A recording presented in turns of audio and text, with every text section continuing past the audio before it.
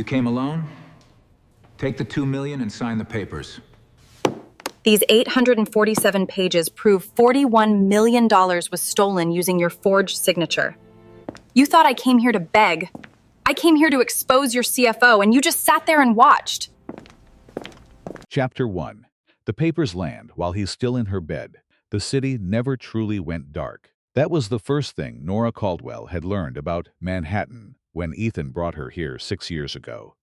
That the skyline was permanent noise.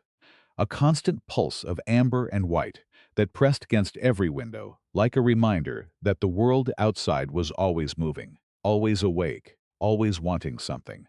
Tonight, she found it almost comforting. She sat at the kitchen island, with her back to the floor-to-ceiling windows, which meant the city was behind her, and the penthouse stretched ahead, 4,200 square feet of curated silence. Everything cream and slate gray, and the kind of expensive that stops looking expensive after a while and just starts looking empty. Ethan had let an interior designer make every choice. That detail felt significant now, though she'd thought nothing of it at the time. The folder in front of her was Ivory. Her attorney, Josephine Park, used Ivory folders for everything. It was a choice Nora had always quietly appreciated, the way cream said serious without screaming legal. The way it made catastrophic paperwork look almost civil. Nora set her pen down and looked at what she'd just signed. 14 pages. 6 copies. Her signature on 11 separate lines. In ink the precise color of dried blood. Which was a coincidence that her exhausted, 7 months pregnant brain had cataloged without permitting any weight to. She picked the pen back up. Put it down again. The kitchen was too warm. She'd turned the heat up 2 weeks ago and kept forgetting to turn it back down because Ethan usually adjusted it. And Ethan wasn't home. And the list of things Ethan usually did that she'd been quietly absorbing into her daily routine was so long that she'd started keeping an actual list, at first as a practical exercise, then because looking at it made her feel less insane, less like the woman who had failed to notice her own marriage dissolving around her. More like someone who had simply been attending to the wrong ledger. 14 pages. 11 signatures. She was not going to cry. She had made this decision in January, when she was 11 weeks pregnant and Ethan had canceled their first ultrasound appointment to fly to Dubai with his VP of Acquisitions, who was not his VP of Acquisitions. A fact Nora had confirmed 3 weeks later through methods she did not discuss with anyone, including Josephine. Though Josephine had clearly inferred it from the way Nora handed over her evidence documentation, with the composed expression of a woman who had already done her grieving somewhere private and was now simply managing the administrative aftermath. That was the word Josephine had used once, not unkindly. Administrative. This is the administrative stage. She'd said, "You've already done the hard part." Nora had nodded and said yes. That sounded right, and had spent the entire cab ride home pressing her palm flat against her stomach where the baby was practicing something, a knee, maybe, or a heel, and thinking about how she was going to have to explain to her daughter someday why her parents weren't married. Why the man whose name she might or might not carry had chosen someone else while his wife was growing his child in a body that had not been entirely her own for 7 months, and would not be entirely her own for some time after. She hadn't cried then, either. She was very good at not crying. She'd been practicing since she was 9 years old, watching her mother pack and unpack and repack the same suitcase, and had reached the conclusion fairly early that crying was information. It told people what mattered to you, where the pressure points were, which levers to pull, and that a person with Nora's particular talent for positioning could not afford to hand out that information for free. Her mother had cried, had been transparent as glass about everything she wanted, everything she feared, everything she was willing to sacrifice, had trusted that being seen fully would make her loved fully. Her father had left on a Tuesday in March, which was an ordinary day, which was the thing Nora had found most clarifying. Not a dramatic day, just Tuesday. So no, she did not cry. She picked up the folder. tapped the edges of the pages against the island until they were perfectly aligned, and slid the whole stack into the pre-addressed envelope that Josephine had provided for exactly this purpose. Then she opened her laptop. Not the household laptop she shared with Ethan, the one in the study, where she managed the domestic accounts, the charitable giving calendar, the social schedule that kept his family placated and his clients charmed. Not that one. This one was matte black. No sticker. No personalization. The charger had a length of green electrical tape around the base that she'd put there years ago so she could find it in her bag in the dark. And the keyboard was worn at the letters she used most, which were not the letters most people wore down first, not E and T and A, the most common in English, but S and R and Q. The particular constellation of a financial modeling language she'd been building frameworks in since she was 23 years old and making $40,000 a year at a firm whose name she'd signed a non-disclosure agreement never to mention. She typed in her password, 13 characters, alphanumeric, changed every 90 days. The screen opened to a spreadsheet that would have been incomprehensible to anyone who saw it without context columns of weighted variables. Scenario projections, a sensitivity analysis on acquisition timing that she'd been refining for the past 2 weeks alongside the divorce paperwork. Because the two things were related, and because Nora Caldwell did not believe in doing one thing at a time when two things needed doing, she worked. Outside, the city continued its permanent amber pulse. She didn't look at it. Her phone showed 11:47 p.m. when she finally sat back, pressed her palms into her lower spine, and let herself acknowledge that her back hurt, and she was tired, and the baby had been doing the heel thing again. For the past hour, a small, persistent pressure just under her ribs that she'd started to think of as punctuation. The child already had opinions, already insisted on being felt. "I know," she said quietly, to the room, to the baby, to no one. Almost done. She closed the spreadsheet, opened her email, the private account, tied to the domain of a consulting firm, incorporated in Delaware 3 years ago, 12 messages since this morning. 2 from a board member named Gerald Hargrove, who communicated with her via this address under the impression that he was corresponding with the principal of Meridian Strategic Solutions, LLC, which was correct, and who had never once connected the professional email address to the wife he'd met perfunctorily at 4 company dinners. 3 messages from her attorney, 1 from the building concierge, delivered to the wrong address, which she deleted. She replied to 2 of Gerald's messages, briefly, with the specific precision she used in all Meridian correspondence, no pleasantries, no hedging. The kind of communication that made people feel they were talking to someone who had more important things to do than cushion anyone's feelings. An impression she had cultivated deliberately. A skin she wore so well, she sometimes forgot she'd put it on. Then she stood, slowly, with the particular ungainliness of 7 months, and walked to the desk in the corner where the prenuptial agreement had been sitting since Tuesday. It was open to page 12. She looked at it for a moment, not rereading it. She knew it by memory. She had drafted the language herself and then taken it to a contract attorney in Brooklyn who had no connection to either family, paid him in certified check, and had it folded into the prenup as Schedule C. Clause 7, subsection D, which Ethan's attorney had spent approximately 11 minutes reviewing before signing off on the whole document as standard. Clause 7, subsection D.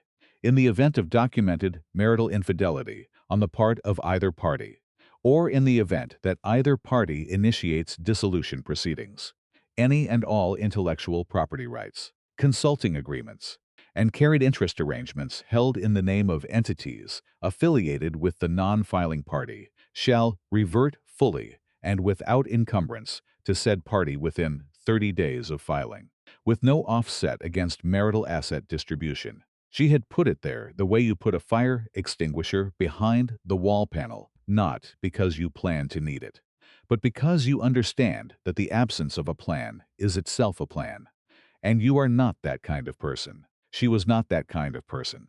She closed the binder. Then she went to bed, which took some maneuvering at 7 months, and lay in the center of the mattress. There was no longer a side she could call anyone else's, and put her hand on her stomach where the baby was settling, finally, into whatever small piece a 7-month-old could manage. She did not sleep for a long time. She did not cry, either. The thing she kept returning to, in the quiet that wasn't quite sleep, was not Ethan. It was not Diana Laurent, whose name she'd had for 6 weeks, and whose apartment address she'd confirmed in the same week, as a matter of professional habit applied to a personal wound.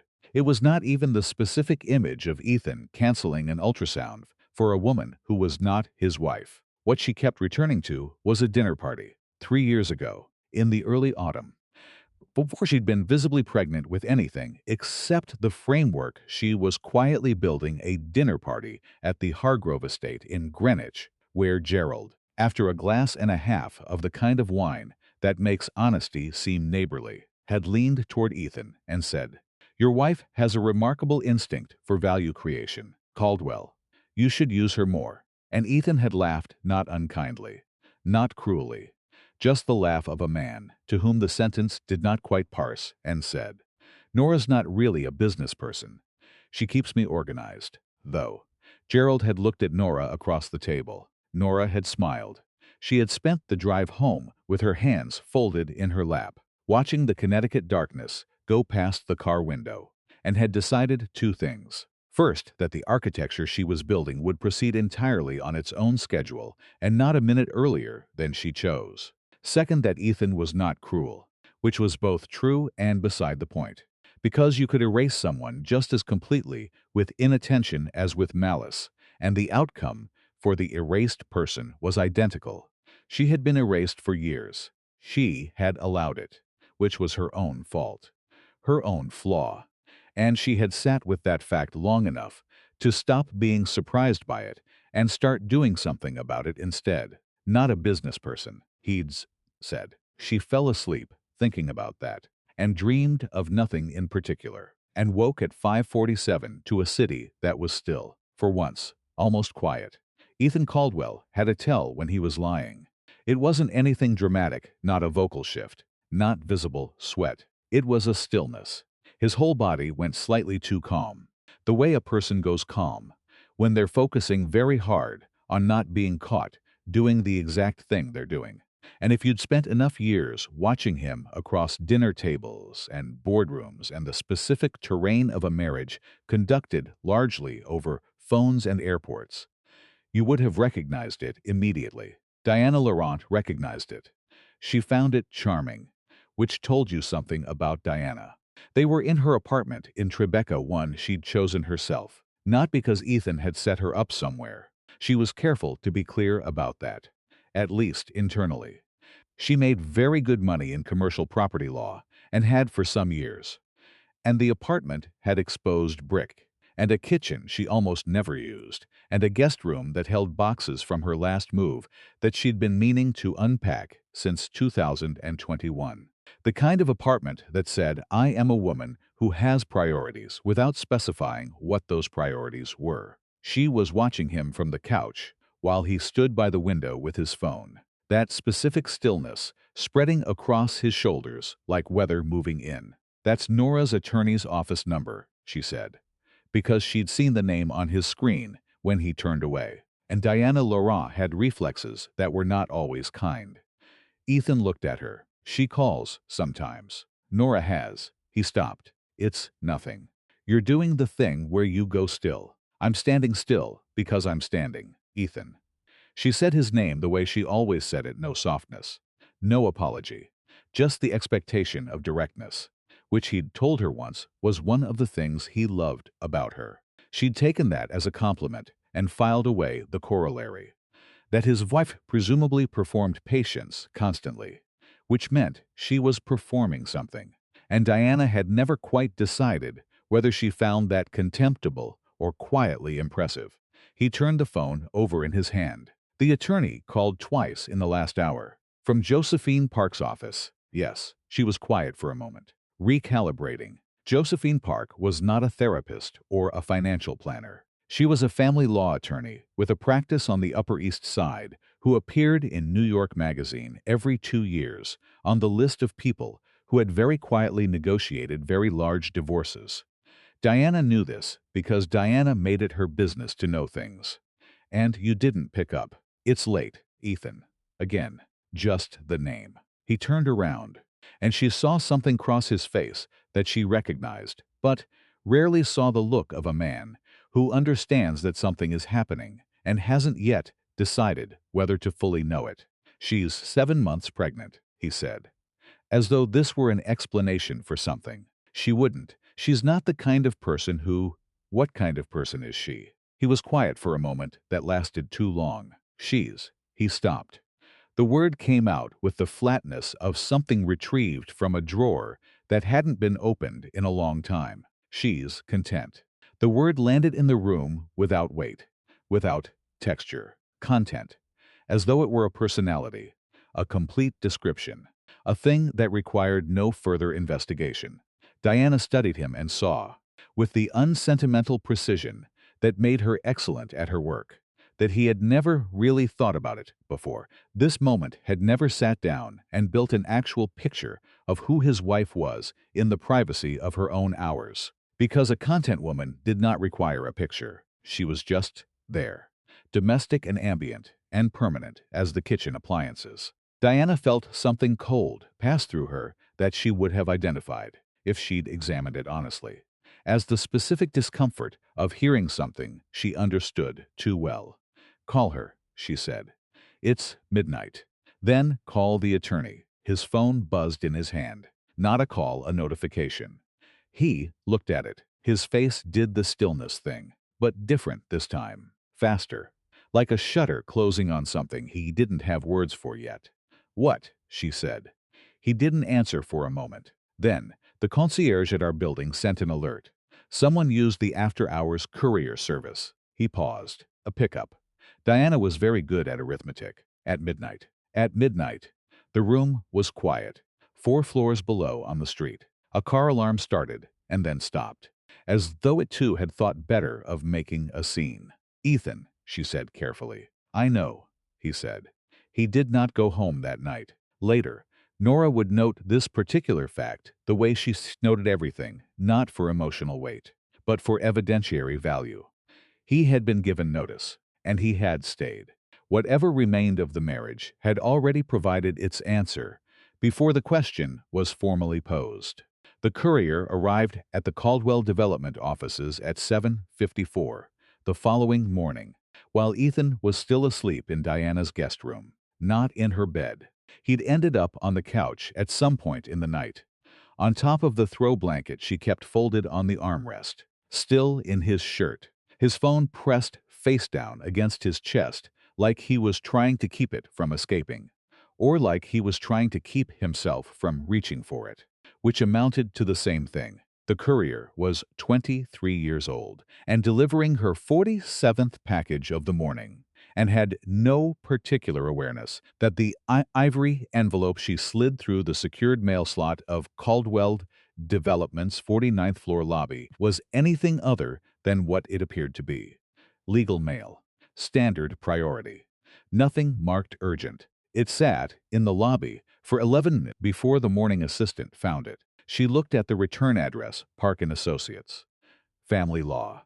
Upper East Side, and carried it, with the deliberate neutrality of someone who had been at this job for 8 years and had developed a comprehensive professional policy of not knowing things she wasn't required to know. To Ethan Caldwell's office. She placed it on his desk, in the center of the blotter, where it would be the first thing he saw. She left without putting it in the priority basket. It was, technically, a choice. Gerald Hargrove called Nora at 8:23 a.m., not on the private line, on her personal cell, which meant he'd found the number somewhere, which was interesting, and which she stored away for later. She was already awake. She'd been awake since 6, had made tea, had showered with the deliberateness of a woman who has learned that performing normalcy is sometimes indistinguishable from achieving it, had sat with her laptop for an hour on the desk by the window, and had eaten half a piece of toast because the baby's presence had rearranged her relationship with breakfast in ways that were ongoing and not entirely welcome. She was looking out the window at the city, really looking at it for once. The morning light turning everything the specific pale gold of early October. That particular color that always felt like a promise the weather couldn't keep when the call came. "Gerald," she said. "Mrs. Caldwell." His voice was the voice of a man choosing his footing carefully. Gerald Hargrove was 61 years old and had been on the Caldwell Development Board for 9 years, and was, in her professional assessment, the only member of that board with the intelligence to be genuinely dangerous and the temperament to remain useful. He was careful with power. He never used more than he needed. In this way, he and Nora had always understood each other without ever saying so directly, which was also the only kind of understanding Nora had ever fully trusted. "Is there something wrong with the meridian projections?" she said. "I sent the updated framework last night. The projections are fine." A pause that measured something. "I received a legal notice this morning from Park and Associates." You would. The firm triggers notice to all board members simultaneously upon filing. "I set the notification protocol when I drafted the clause." Another pause. Longer. She could hear him reassembling something behind it. "I see," he said finally. She watched the city. The gold was shifting toward white, the kind of October light that looked warm and wasn't. "Is he going to contest?" Gerald said. "That depends on what he does in the next 48 hours. And if he does, then we proceed to Phase B," she said, "which you've already reviewed and which you confirmed in writing was airtight." "It is airtight," he sounded, briefly, pained. "He doesn't know, does he? He has no idea." "He knows what he was told," Nora said, which is what everyone knew. The Meridian framework came from an external consulting firm. The firm was retained in good faith. The firm holds the IP, and the firm is exactly what it says it is, she said quietly, which is a principal-led consulting entity with full legal standing in the state of Delaware and 3 other jurisdictions. "If you're asking whether I've broken any laws, Gerald, you've already reviewed the documentation, and you know I haven't." A long silence stretched between them. Not uncomfortable, just careful. "He's going to be—" "Yes," she said. "He is." She ended the call before he could find another way to say what he was trying not to say, which was probably, "This will be ugly," which she already knew, and had already accounted for, and did not need repeated in the voice of a concerned man who meant well. She put the phone down on the kitchen island next to the empty mug and the untouched half-slice of toast and the folded insurance documents she'd been meaning to update for 3 months. The baby moved. That specific heel pressure under her ribs, insistent and warm and already so entirely itself. Nora put her hand on her stomach, a reflex now, entirely natural. Something she'd stopped being self-conscious about around month 5 when the baby had made her consciousness of her own body completely irrelevant as a luxury and felt the small, specific weight of a person who did not yet know anything about any of this and was entirely better off for it. "One thing at a time," she told her. She meant him first, then us, she meant. "I know." She picked up her laptop and kept working. Ethan Caldwell arrived at his office at 9:47 a.m. He looked like a man who had slept badly, which was accurate, and like a man who had been avoiding his phone for 2 hours, which was also accurate. His assistant, Meredith, who had placed the ivory envelope on his desk with deliberate neutrality and had gone home thinking about it all night, met his eyes when he came through the glass doors and said nothing. He nodded at her, walked to his office, closed the door. The envelope was on his desk, exactly where she'd placed it, in the center of the blotter, as though it were simply the next item on his agenda. It wasn't marked urgent. It wasn't marked anything. Just his name, Ethan Caldwell, in the font that Park and Associates used for all their correspondence, which was a serif he'd seen before, in the margins of other men's disasters, always at a comfortable remove. He sat down. He didn't open it for 4 minutes. He knew this because he watched the clock on his computer screen with the specific attention of a man who has run out of other anchors. Then he opened it. He read the first page, then the second. He went back to the first page and read it again, more slowly this time. The way you reread something, not because you didn't understand it, but because you're looking for the version of it that means something different from what it plainly says. There wasn't one. His hands rested on the desk, flat and still, the pages pressed under his palms. If his assistant had been watching through the glass partition, she would have recognized the stillness, the tell, his own tell, turned inward, because there was no one here to perform for. No one to not get caught by except himself. Petition for dissolution of marriage. Petitioner, Nora Lynn Caldwell. 7 months gestation. Established primary residence. Pursuant to Schedule C. Clause 7. Subsection D of the executed prenuptial agreement dated. He stopped on that line. Schedule C. Clause 7. Subsection D. He did not know what that was, he thought. Distantly. That he should know, he thought. More distantly. That there had been a prenuptial agreement and that he had told his attorney to handle it, and that his attorney had told him it was standard and clean and not worth the fight his mother wanted to pick over it. He had accepted this because his mother fighting things was exhausting and accepting things was easy. And Nora had seemed he kept arriving at the same word content, and the word now had a different texture. The texture of something you've been saying for years without knowing what it actually means, without ever stopping to find out. He set the pages down. He picked up his phone. He called his attorney, which was the logical response. He did not call Nora, which was the correct response, and which he would think about later, much later. In the particular insomnia of a man who has begun to understand that the choices that matter most are never the ones that feel like choices at the time. Somewhere across the city, in a suite at a hotel she'd checked into under her maiden name, with the composure of a woman running a completely ordinary errand, Nora opened her private laptop. She typed her password, pulled up the sensitivity analysis she'd been refining, adjusted 3 variables. The projection shifted a clean, contained movement of numbers that represented, if you knew how to read it, the future of a real estate portfolio worth $460 million.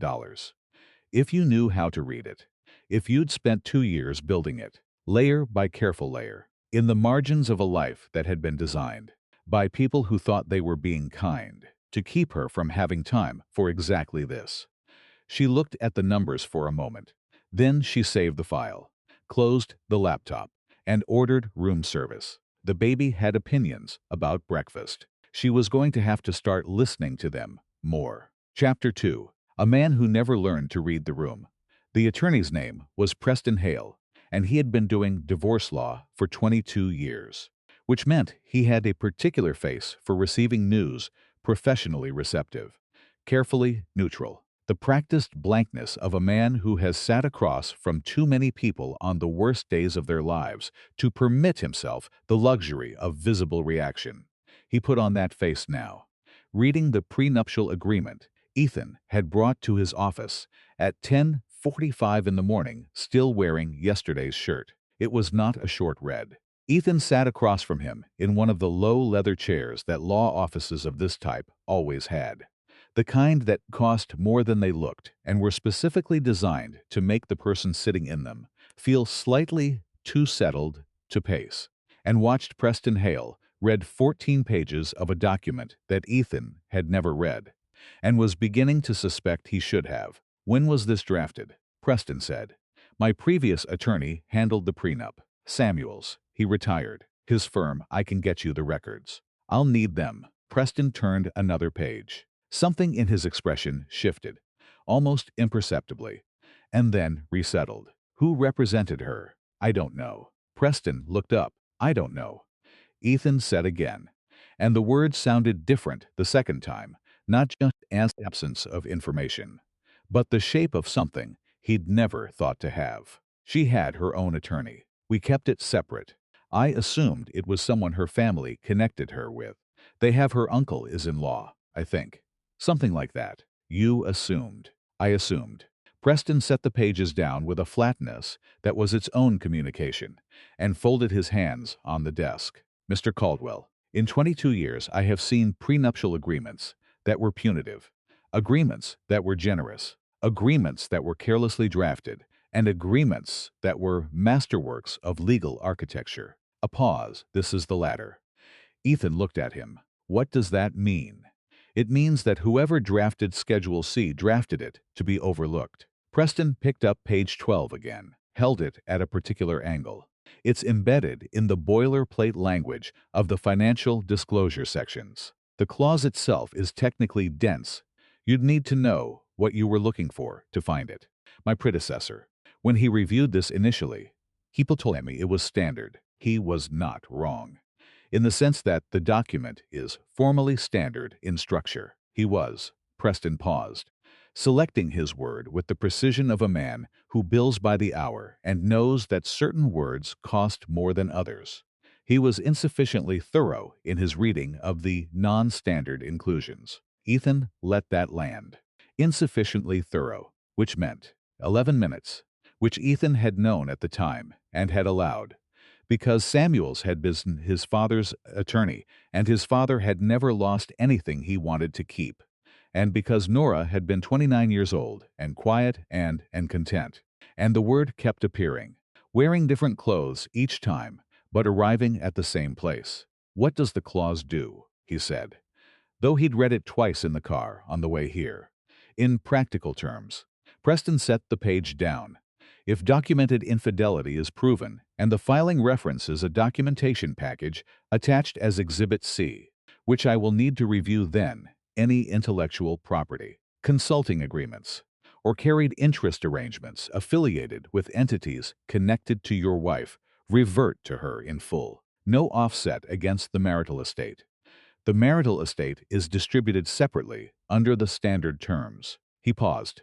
The clause was structured so that the two tracks of asset division don't interact. It's quite elegant. Ethan was quiet for a moment.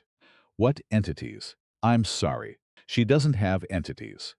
She doesn't work. She manages the household, and she volunteers with two organizations, and she manages our social calendar, and he stopped. He heard himself.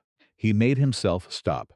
Preston was looking at him with the same careful neutrality. I'll need to conduct a full entity search, he said. Do you know the names of any businesses or consulting arrangements your wife may have been involved with during the marriage? Ethan opened his mouth, closed it.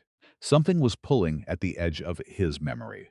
Some name, some phrase, something he'd said recently to someone about the company, a project, a framework. He couldn't find the edge of it, and he couldn't tell if that was because it wasn't there or because he'd never been in the habit of looking. No, he said. I don't know of any. Preston nodded, in the way of a man who has heard that sentence before and knows exactly what it means and has already begun to suspect it means the opposite. I'll conduct the search, he said. In the meantime, my advice would be to not communicate directly with your wife or her attorney. If she contacts you, she won't. Preston looked at him again. You seem confident of that. Nora doesn't. He stopped again, ran a hand through his hair, looked at the window, at the city beyond it, that did not care even slightly about any of this. She's not aggressive. She's not the kind of person who makes scenes. Mr. Caldwell. Preston's voice shifted, very slightly, into something that was almost gentle, in the way that doctors are sometimes almost gentle. A woman who drafted this clause is the kind of person who does not need to make scenes. Do you understand what I'm saying? Ethan understood. He didn't like it, but he understood. He went home at 2 in the afternoon. He'd thought not fully formed. Not something he could have articulated precisely, but thought in the ambient way.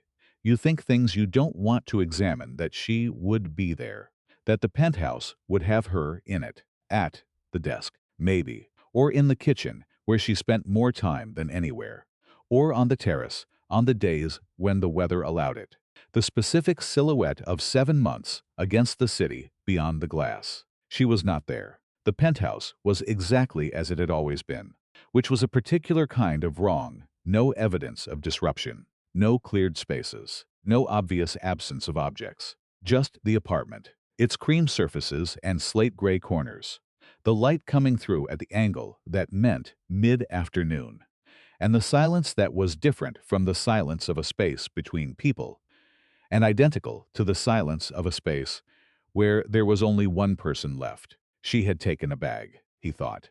Not all of her things. Her closet was mostly intact, her books still on the shelves, the half-used candle still on the bathroom shelf. She'd taken enough for a hotel. He stood in the center of the living room and felt something that he would have struggled, if asked, to name. It was not grief. He was not sure he was entitled to grief. It was more like standing in a room you've walked through 1,000 times and discovering that the floor is at a slightly different angle than you understood. Not wrong exactly, just not the thing you'd assumed, and the assumption so built in that its absence felt like physics failing. He called her. It went to voicemail, which was Nora's voice in its professional register, short, precise, no warmth in it, not unkind. And he stood with the phone at his ear, listening to it until the beep, and then didn't leave a message because he didn't know what to say that wouldn't sound like what he was not ready to admit. He sat on the couch for a while. He looked at the desk in the study, where a few things were arranged as she'd left them.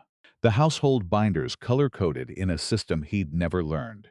The charitable giving tracker. The small black stand that usually held her laptop. The stand was empty. He looked at that for a moment, the small empty stand, and then looked away. Diana was in her office when he arrived at 4:30. She met his face at the door and made him coffee and sat across from him in the way she had of sitting direct, slightly forward. The posture of someone who has decided that waiting to be included is a tax she stopped paying years ago. "What did Preston say?" she said. "He said the clause is valid." "Define valid." He said it was elegantly drafted. The word still felt wrong in his mouth. Applied to something his wife had done, because it implied a Nora he didn't quite have an image for. He said, whoever drafted it built it to be overlooked. Diana was quiet for a moment. Nora drafted it. Someone she hired. I don't know who. I didn't know her attorney at the time. I still don't know. Diana looked at him with an expression that was not quite readable. It wasn't sympathy, but it wasn't its absence either. You never asked. It wasn't. He stopped. It wasn't something I thought needed asking. She picked up her coffee, held it without drinking. You need to think about what you want here, Ethan. What I want. From the situation. She paused. From the outcome. He looked at her. Diana Laron was 41 years old and had made herself, in the specific way of people who begin without advantages and end up with all the right ones, through a combination of intellectual precision and the willingness to want things publicly. She wanted things. She had always wanted things. It was one of the qualities he'd found most startling when he met her, because he had grown up around women who wanted things invisibly, who packaged ambition inside devotion and called it the same thing. I want the company protected, he said. That's the first thing to say. It's the first thing. She nodded. Then we build a strategy around that. The infidelity clause is triggerable, but documentation has to meet a specific evidentiary standard. Do you know what Exhibit C contains? I haven't seen it. Preston will request it. She set down her coffee. And in the meantime, Ethan, in the meantime, this situation has a shape. It has a shape that, if you handle it correctly, is not the worst outcome. He looked at her. I'm not talking about us right now, she said, reading him with the accuracy that had always made him feel simultaneously known and surveilled. I'm talking about optics, about the narrative, a separation that's handled with discretion, managed cleanly, with a settlement that reflects the actual contributions to the marital estate. She paused. What are her contributions? Exactly. Financial contributions. I mean, the question sat between them. He should know the answer. He was completely aware that he should know the answer, and that the not knowing was a fact about him more than it was a fact about Nora. And he had reached an age where certain facts about himself arrived, with a weight he found difficult to dismiss. She manages the household, he said, and the charitable portfolio. She's organized. She keeps the social calendar, client dinners, that sort of thing. He paused. She's good at it. That's not nothing. It's not nothing, Diana agreed, in the tone of someone who is filing the answer and has already moved to the next question. But it's not a business contribution, which means the marital asset division can be structured around market value of domestic services, which is a calculable number. She's pregnant. I know she's pregnant. She's 7 months pregnant with my child. Diana looked at him steadily. Yes, she said, which is exactly why this should be resolved quickly and cleanly, before the birth, so that there are clear custody and support frameworks in place, and no one is trying to litigate with a newborn in the room. She said it with the calm of a woman who was not wrong, technically, while also declining to look at what was directly in front of her, which was a man who had not been to a single prenatal appointment, and whose child was going to arrive in approximately 10 weeks. A clean separation is better for the child, too. He wanted to say something to that. He didn't know what. Tell me about the Meridian Project, she said, shifting. The way she shifted in conversation, smooth, surgical, always toward the thing she'd been navigating toward from the beginning. Is that still on track? I haven't heard anything from your office. Ethan felt something unlock in him. The slight release of moving onto ground, he understood. It's on track. The strategic framework is, it's the strongest thing we've ever had. The consulting firm we brought in, Meridian Solutions, built a land use scenario model that the board hasn't stopped talking about for 2 quarters. He leaned back. Gerald Hargrove said it's the best external consulting work the company has ever commissioned. Diana's expression did something, a small, almost imperceptible shift, there and then not there. What firm? Meridian Strategic Solutions, Delaware Incorporated. We brought them in 18 months ago.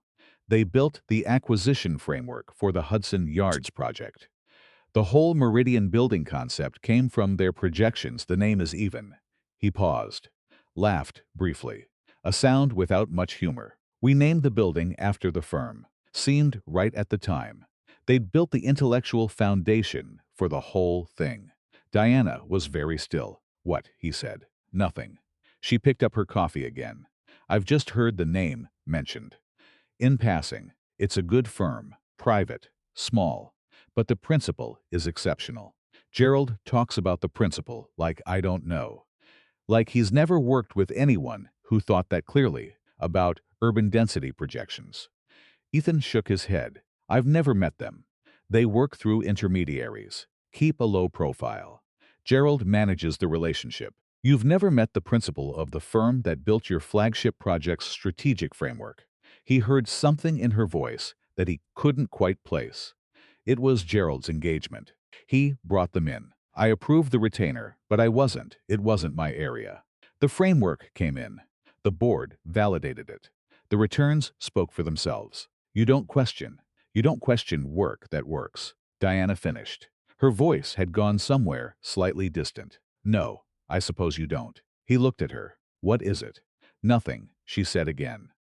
Which was not true, but was said in the voice of a woman who has decided that the thing she's thinking is not yet fully formed enough to say out loud, which meant it was worse than nothing. I need to look at something. For a client. You should go home, Ethan, and call Preston in the morning. She's not at home. Then call her. She won't pick up. Then leave a message. Diana stood, which was dismissal, gentle but unmistakable. And when you do, don't lead with the company. Lead with the pregnancy. Lead with wanting to talk. You owe her that much before this becomes purely legal. He looked at her for a moment. She met his gaze without flinching, which Diana Laurent never did. That's generous of you, he said, finally. Telling me to reach out to my wife. I'm not being generous. She picked up a folder from the desk, signaling the conversation's end. I'm being strategic. There's a difference. Go home, Ethan. He went, but he didn't call Nora. He stood at the window of the penthouse at 8 in the evening, in the dark because he hadn't turned the lights on, looking at the city with a glass of scotch he'd poured, and not drunk, and thought about the empty laptops stand in the study, and the attorney who said elegantly drafted, and the consulting firm he'd never looked into, and the principal he'd never met. He thought about the sentence he'd said to Diana without thinking. She's not a business person. He'd said it. He'd said it as though it were a fact, a known quantity, a thing you say about someone, the way you say they prefer tea to coffee, or they run cold in winter, as though he'd asked and been told, as though he'd ever looked. He put down the scotch without drinking it. He picked up his phone. He typed, "We should talk." He looked at it for a long moment. He deleted it. He put the phone face down on the window ledge and stood in the dark for a long time, which was not the same as doing anything, but which was at least a step in the direction of understanding that he needed to. Nora was in the bath when the second call came. Not Gerald this time. This was Marcus Webb, younger member of the board, 38, the one they'd brought in 2 years ago to modernize the company's acquisition strategy, which had predated the Meridian engagement by exactly 6 weeks. That timing was not a coincidence, and Marcus was smart enough to know it, though he'd never been told explicitly. And Nora had spent 18 months deciding whether she trusted him enough to know more than that. She'd decided, in the end, that she did. She wrapped herself in the robe, moved to the desk in the corner of the hotel suite, and picked up Marcus, Nora. He used her first name, which he only did when they were speaking on this channel. His board meeting voice was always Mrs. Caldwell, always correctly formal, always careful. The channel shift was deliberate. He was a careful man. I got the legal notice. You would have. It was sent to all board members. I also got a call from Gerald. A pause. He's worried. He's allowed to be worried.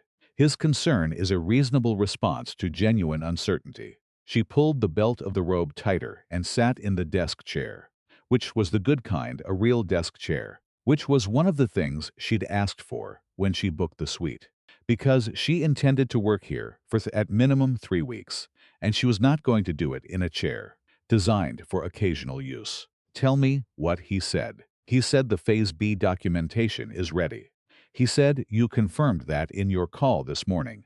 That's accurate. He also said, Marcus paused, and she heard in that pause the particular quality of a man choosing words over a woman he respects. He said he's concerned about the exposure, not legal exposure, narrative exposure. If this goes to litigation and the Meridian connection becomes public record, it will become public record, she said calmly. That's the point. Marcus, the whole structure only works if it's in the record. There are board members who are going to panic. There are board members who are going to panic regardless of what I do, because panic is their default state. And that's a management problem that was true before today. She paused. Which ones specifically? He listed 2 names. She'd anticipated both. They'll fall in line once they see the numbers, she said. The Meridian framework is the only thing keeping the Hudson Yards timeline viable. Anyone who's been paying attention knows that. If they want to contest the IP assignment in court, they're free to do so. But they'll be contesting the framework that's currently generating their Q4 projections. And that's a position that's very hard to hold from the inside of a board meeting. You sound very calm. I am calm. You're 7 months pregnant, and you've just filed for divorce from the man who owns the company. Co-owns, she said. Past tense. Once the clause processes. A pause. I built the company's flagship strategic asset.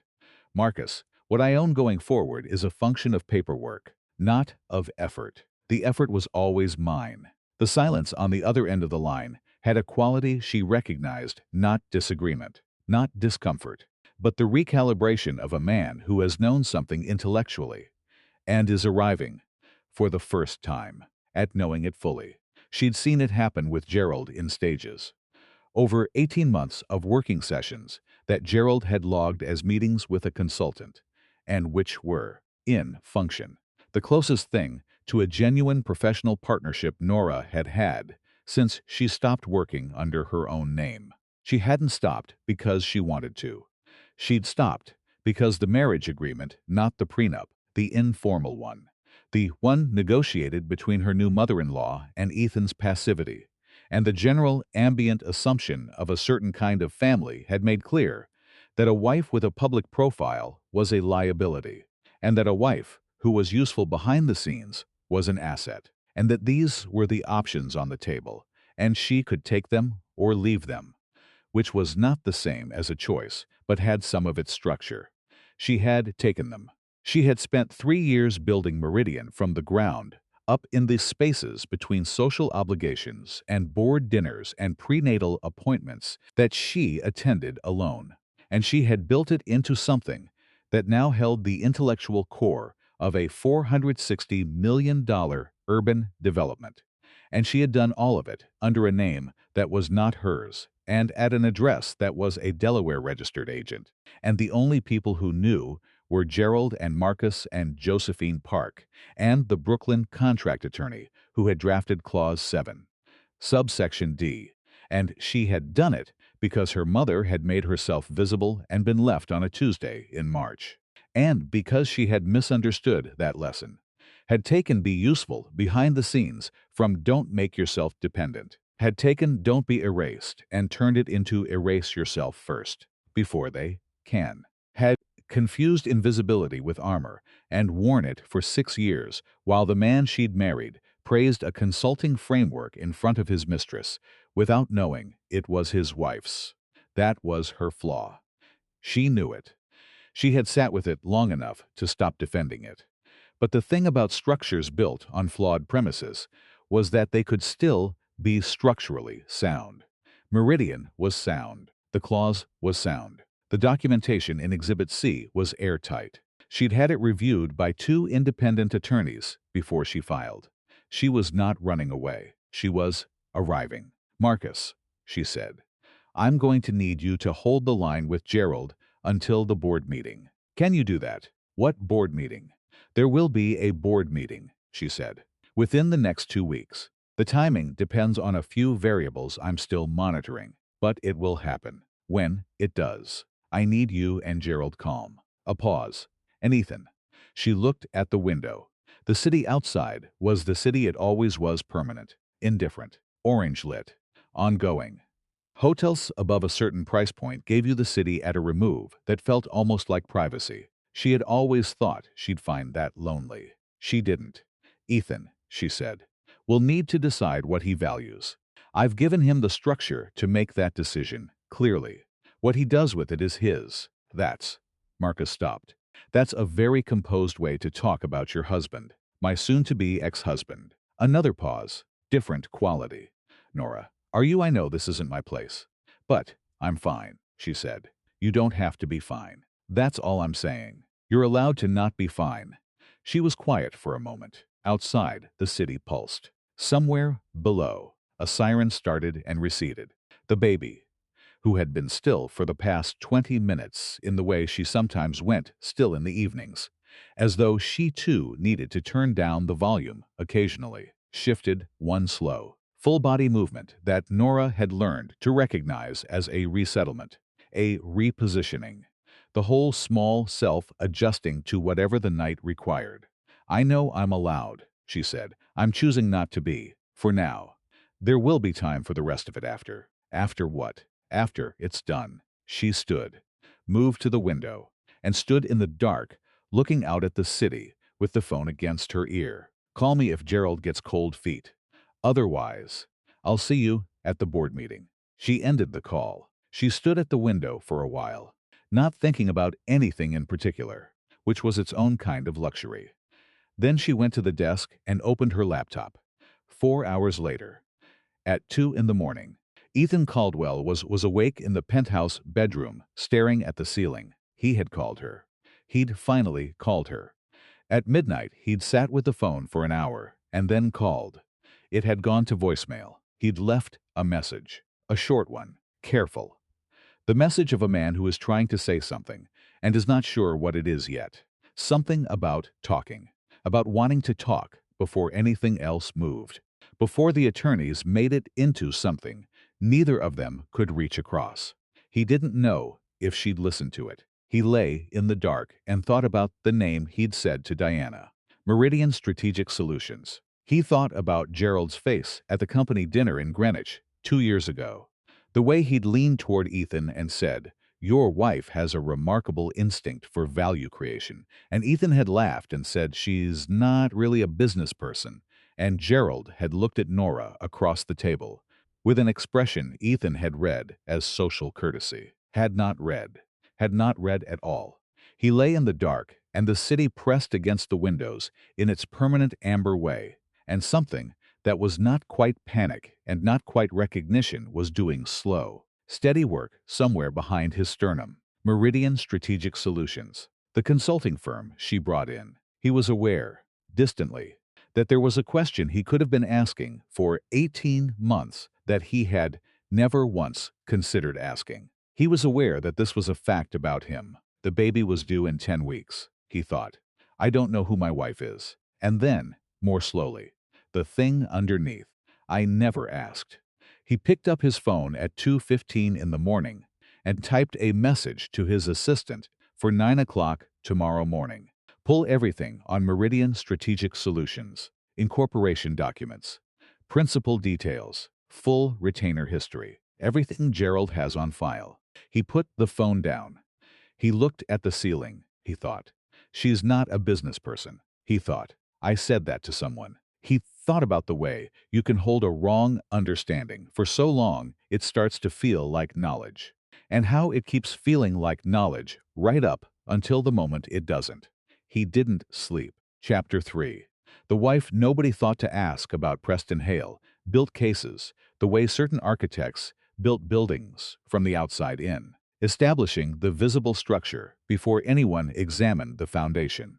It was a method that worked well in family court, where judges were overloaded and opposing counsel was frequently underprepared, and where the story told in the first 30 days of a filing tended to be the story the case carried to the end, regardless of what was discovered later. The story he intended to tell was a simple one, the strategy, he said. Sitting across from Ethan in his office on Wednesday morning, with a yellow legal pad and a coffee he hadn't touched, is to establish a clear evidentiary record of the contribution disparity within the marriage. What she contributed versus what you contributed. In measurable terms. Ethan looked at him. She managed the household.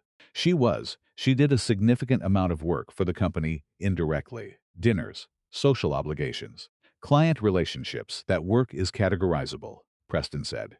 Not unkindly. Domestic management, social facilitation, organizational support. There are established methodologies for valuing it. The figure you arrive at is meaningful, but it is not the figure of an equal partner in a business enterprise. He paused. The purpose of establishing this record is not to diminish your wife as a person. It is to ensure that the asset division reflects actual contribution, rather than a clause designed to assign her the value of assets she had no role in building. Ethan was quiet. He'd sent the request to his assistant at 9 the previous morning, pull everything on Meridian Strategic Solutions, and by 11 had a package on his desk. The Delaware incorporation documents, the company contact information on file with Caldwell Development's vendor management system, the retainer agreement Gerald had signed on the company's behalf 18 months ago. He'd read it 3 times. The incorporation listed a registered agent in Wilmington, which was standard. The principal of record was listed as N. Lynn, managing director, which was not a name he recognized, and which his assistant had been unable to connect to any professional profile in any database she'd searched, which was unusual for someone of that apparent seniority. N. Lynn, he'd sat with that for a while. Lynn was Nora's maiden name. It was also not an uncommon name. He'd told himself both things in alternation for 3 hours before calling Preston and not mentioning it, because he wasn't sure what mentioning it would mean yet, and because there was a version of what it might mean that he was not yet ready to examine in the presence of his attorney. I want to be careful, he said now. About how this is framed. Careful is the right instinct. Preston made a note. The filing references documented infidelity. Before we can assess the Clause 7 exposure, I need to review Exhibit C. Have you received that from her attorney? Not yet. Josephine Park's office said it would be provided by Friday. What is it? I don't know specifically. He did know specifically. He knew in the particular way that you know things you'd decide not to fully confront, yet not ignorance, but its deliberate cousin. Documentation of, he stopped. I was with someone. There's documentation of it. That's all I know about what's in there. Preston nodded. Writing. Then the infidelity clause is likely triggered. And the question becomes what entities it applies to, which requires that entity search. He looked up. My paralegal ran a preliminary search yesterday on your wife's name and her maiden name. Nothing came back directly. I want to expand that to associated entities, holding structures, anything connected to her family. Her family doesn't have entities. Her uncle is an immigration attorney in Flushing. Her mother runs a small alterations business in Queens. There's nothing there. I'll run it anyway. Ethan looked at the window. The city outside was doing what it always did, which was not caring. What's the timeline? He said. For all of this, if she's amenable to negotiation, we could have a framework within 6 weeks. If she contests, Preston paused. Mr. Caldwell, I want to be direct with you. The clause, if it holds, assigns significant asset value outside the standard marital estate. That's a separate track. Even if we successfully argue that her domestic contributions don't warrant a significant share of the marital estate, the clause operates independently. They don't offset. I know. So even a favorable ruling on the marital estate division doesn't address the clause. I know. He looked back at Preston. What would it take to challenge the clause itself? Grounds for invalidity. Fraud in the inducement. Coercion. Unconscionability. Preston tipped his head. None of which are easy arguments when both parties were represented by counsel at signing. My attorney didn't read it. Your attorney didn't flag it. Preston corrected, carefully. That's an argument against your former attorney, not against the document. The document was part of a contract you executed. You signed the prenup. Ethan said nothing. Did you read it before you signed it? Preston asked. The question sat in the room. I reviewed summary my attorney provided, Ethan said finally. Preston nodded. In the way he had of nodding when the answer to a question confirmed what he'd already understood. Then I'd recommend against a fraud argument. It would require us to prove she induced you into signing something materially misrepresented. And the more likely characterization one her attorney will make immediately is that the document was available for your full review, and you chose not to. I trusted my attorney, yes. A pause. As did she. Presumably. The office was very quiet. Outside, somewhere in the building's HVAC system. Something cycled on and then off again. Ethan picked up his coffee, found it had gone cold, set it down. Find out what N.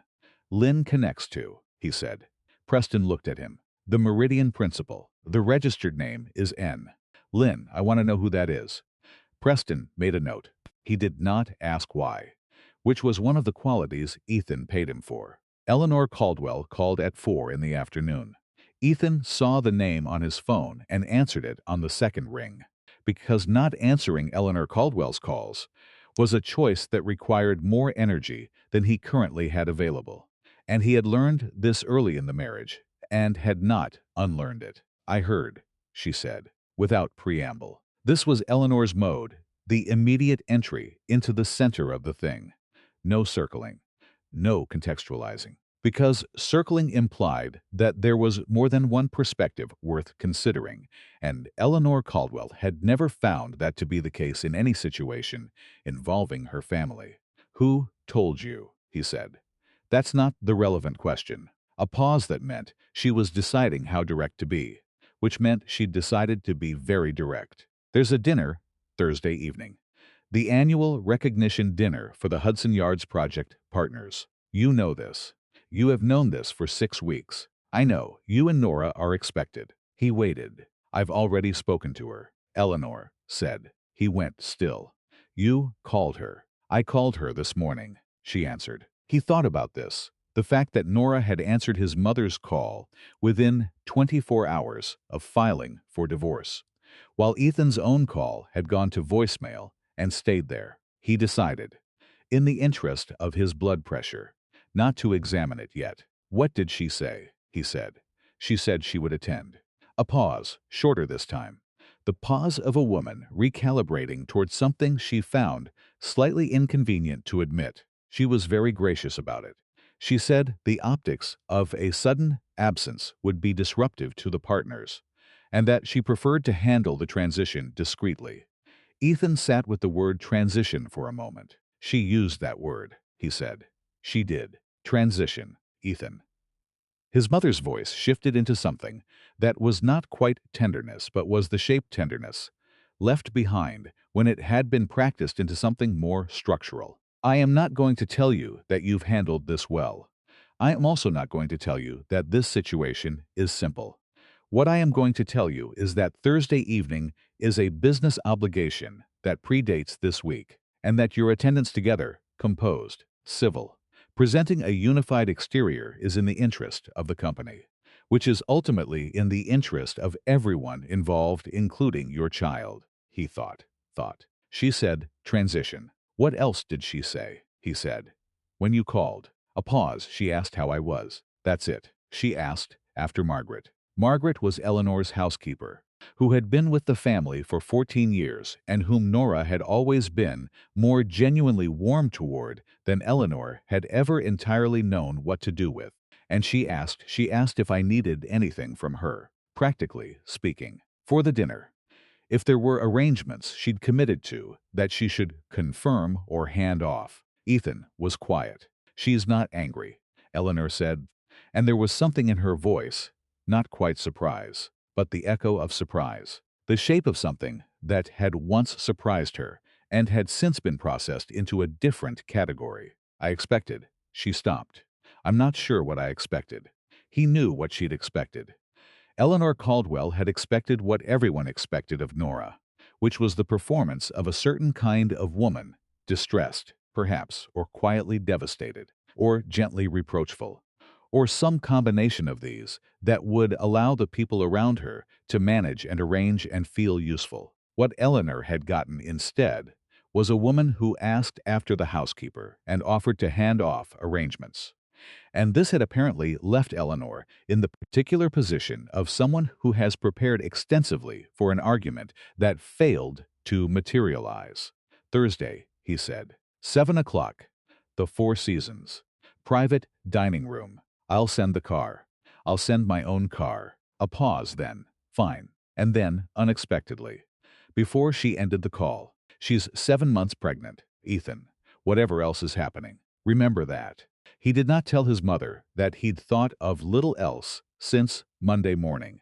Nora received the Wednesday afternoon delivery at the hotel's front desk, a box, carefully sealed, with her attorney's return address, and carried it upstairs herself because the front desk offered to have someone bring it up, and she preferred not to wait. She set it on the desk, opened it, and looked at what was inside. Not with surprise. She'd sent for it herself, had asked Josephine to forward the full documentation package that would accompany Exhibit C in the discovery process. 3 months of time-stamped photographs, 2 months of location data, 6 weeks of communication records obtained through legal means that Josephine had reviewed and certified before Nora ever looked at them. She had not looked at them since November, when she'd received them and reviewed them once. Carefully, with the specific neutrality she'd applied to the whole enterprise, had made notes, had filed the notes, had not looked again. She looked now.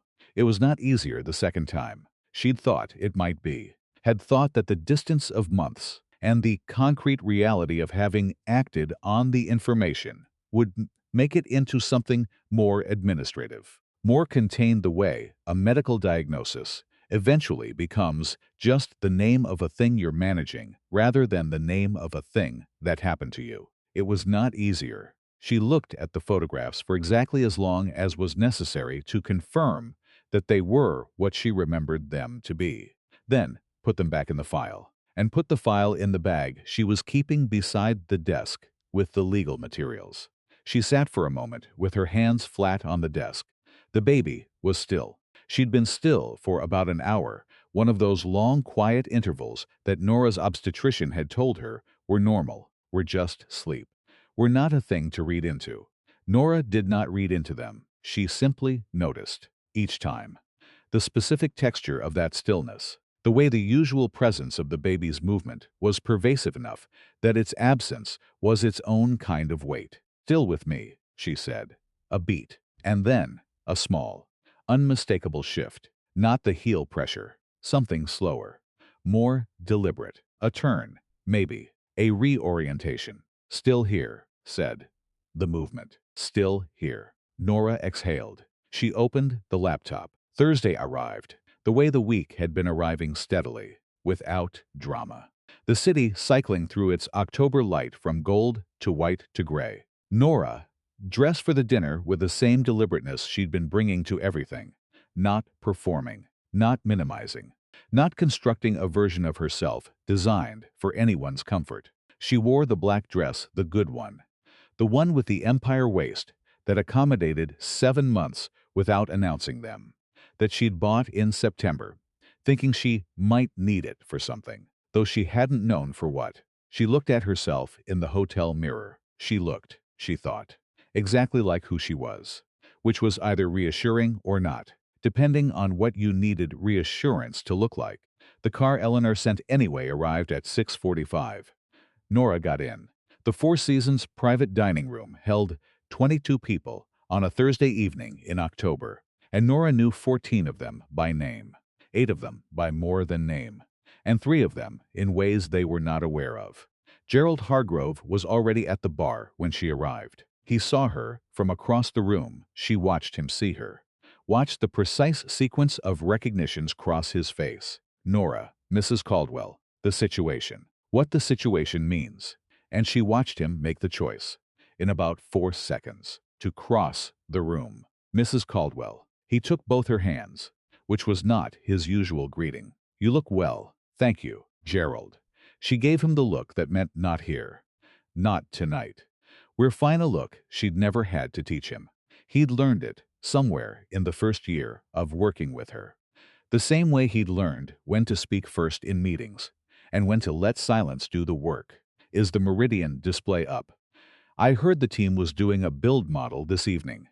Northeast corner," he said. It looks very good."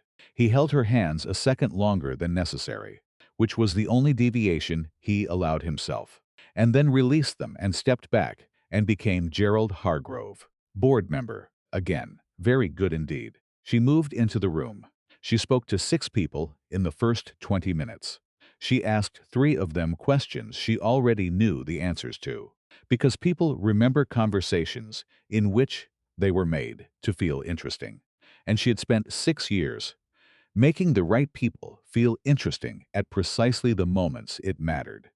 And she was good at it in the specific way that you're good at a thing when you've done it long enough to separate the technique from any feeling it might once have required. She was talking to Hargrove's deputy, a man named Fellows, who was always slightly too warm in a way that meant he found her professionally unsettling and was overcompensating. When Ethan arrived, she knew he'd arrived before she saw him because the room did the thing it did when the host entered, not dramatic, not obvious, just a slight recalibration of attention, the way a room will orient toward its center of gravity when the center of gravity changes. She finished her sentence to Fellows. She turned. Ethan was across the room, shaking hands with 2 of the project partners. "The specific performance of everything is normal. I am entirely normal. This is a normal Thursday, so practiced it was almost convincing." He was wearing the charcoal suit she'd asked him to have cleaned 3 weeks ago. The dry cleaning ticket had been on the kitchen counter when she left. He'd gotten it cleaned. He saw her. She did not look away. She met his eyes across the 20 feet of room between them, and then she nodded a small nod, civilized and exact, and turned back to Fellows, who was saying something about easement negotiations that she heard and cataloged and filed. while the other part of her mind did its own work in a separate register. The way she'd learned to split her attention years ago, and which she'd never told anyone about, because it sounded like a trick, and she didn't think of it as a trick. It was just how she worked. Dinner was arranged at a long table, partners on one side, company representatives on the other, with Eleanor at the head, managing the conversation with the effortless autocracy of a woman who had been managing conversations for 40 years and found it no more effortful than breathing. Ethan sat 4 seats down from Nora, which was not close enough to require direct conversation and not far enough to look deliberate. Eleanor's arrangement. Nora noted it and gave Eleanor a point she'd have not previously given her, which was an appreciation for tactical precision, whatever its source. Marcus Webb sat to Nora's left. He had been seated there by the arrangement, which meant Eleanor hadn't known enough to prevent it. Meant there were things Eleanor did not know, which was information. "You're the calmest person at this table," Marcus said, under the cover of someone across the table, making a toast.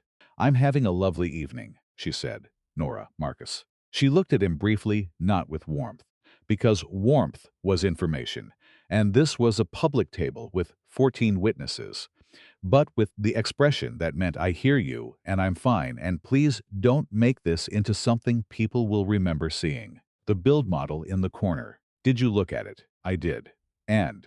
A pause. "It's extraordinary," he said. "The way the density calculations integrate with the transit modeling. I don't think anyone in that corner understands why it works the way it works." "They will," she said. After. He was quiet for a moment. "Gerald's been fielding calls all day. 2 of the minority partners are nervous. The kind of nervous that means they've heard something. They haven't heard anything that's in the public record. They've heard something that's in the rumor register, which means it came from a secondary source." She picked up her water glass. "That's likely Diana Laurent's attorney running a preemptive narrative. It won't go anywhere. The legal notice is sealed at this stage." "You expected it." "I expected everything that's happened so far," she said. "That's rather the point." Marcus looked at her sideways for a moment. "Do you need anything?" "Practically. Is there?" He paused, which was Marcus's version of navigating something he found difficult, which was usually something emotional. Because Marcus Webb was very good at almost everything, except calibrating how much care to show in professional contexts. "You're alone in a hotel. You're 7 months. I have everything I need." She said it in the tone that closed the question. And Marcus, to his credit, recognized the tone. "Thank you." She looked up and found Ethan watching her. Not the polite, social glance he'd been managing all evening. This was something else, the focused, unguarded look of a man who is trying to understand something he should have understood long ago, and is only now assembling the evidence. His eyes moved from her to Marcus, not jealousy, or not primarily that, and then to Gerald, who at that moment was leaning toward her from across the table to say something about the Q3 distribution summary. And she answered Gerald quietly, and watched Ethan, watching Gerald, treat her like someone whose answer he needed. And she thought, there it is. There's the moment. Gerald pulled back. Ethan looked down at his plate. The table continued its dinner. Eleanor Caldwell, at the head, caught Nora's eye across the room, held it for one measured second, then looked away. She was in the car back to the hotel by 10:15. Ethan had tried to reach her at the end of the evening. She'd seen him moving through the room toward her as the dinner broke up. The deliberate navigation of a man who has decided to do something before he loses the will to do it. And she'd let the project partner from Boston intercept her for 8 minutes until Ethan was caught by one of the Hudson Yards contractors. And then she'd said her goodbyes and left. Not because she couldn't face him. She was not afraid of facing him, because this particular evening was not the moment for it. And she had spent 6 years watching Ethan make decisions in the wrong order, and she was not going to allow the emotional urgency of a party exit to dictate the sequence of events she'd planned too carefully to let become improvised. There would be a moment for facing him. She would choose it. Back at the hotel, She changed out of the black dress, washed off what little makeup she'd worn, made tea from the electric kettle. On the bureau, the hotel's own tea was adequate, and sat at the desk. She opened the laptop. The spreadsheet that opened was not the Meridian framework. It was a different document, a timeline. Built in the same modeling language she'd used for the framework, but structured entirely differently. Its columns tracking not financial projections but sequence of events. 37 rows, color-coded, completed steps in gray, pending steps in blue, contingent steps in pale amber. Row 29 was blue, board meeting triggered by IP withdrawal. Row 30 was amber, Ethan's response to discovery. Row 31 was blue, Phase B documentation presented. She scrolled to the bottom of the document, where the final row sat in a different color, a pale green she'd assigned. Not because she expected certainty, but because she needed a visual placeholder for the thing she was working toward, the thing that existed at the end of the sequence, if every other variable resolved correctly.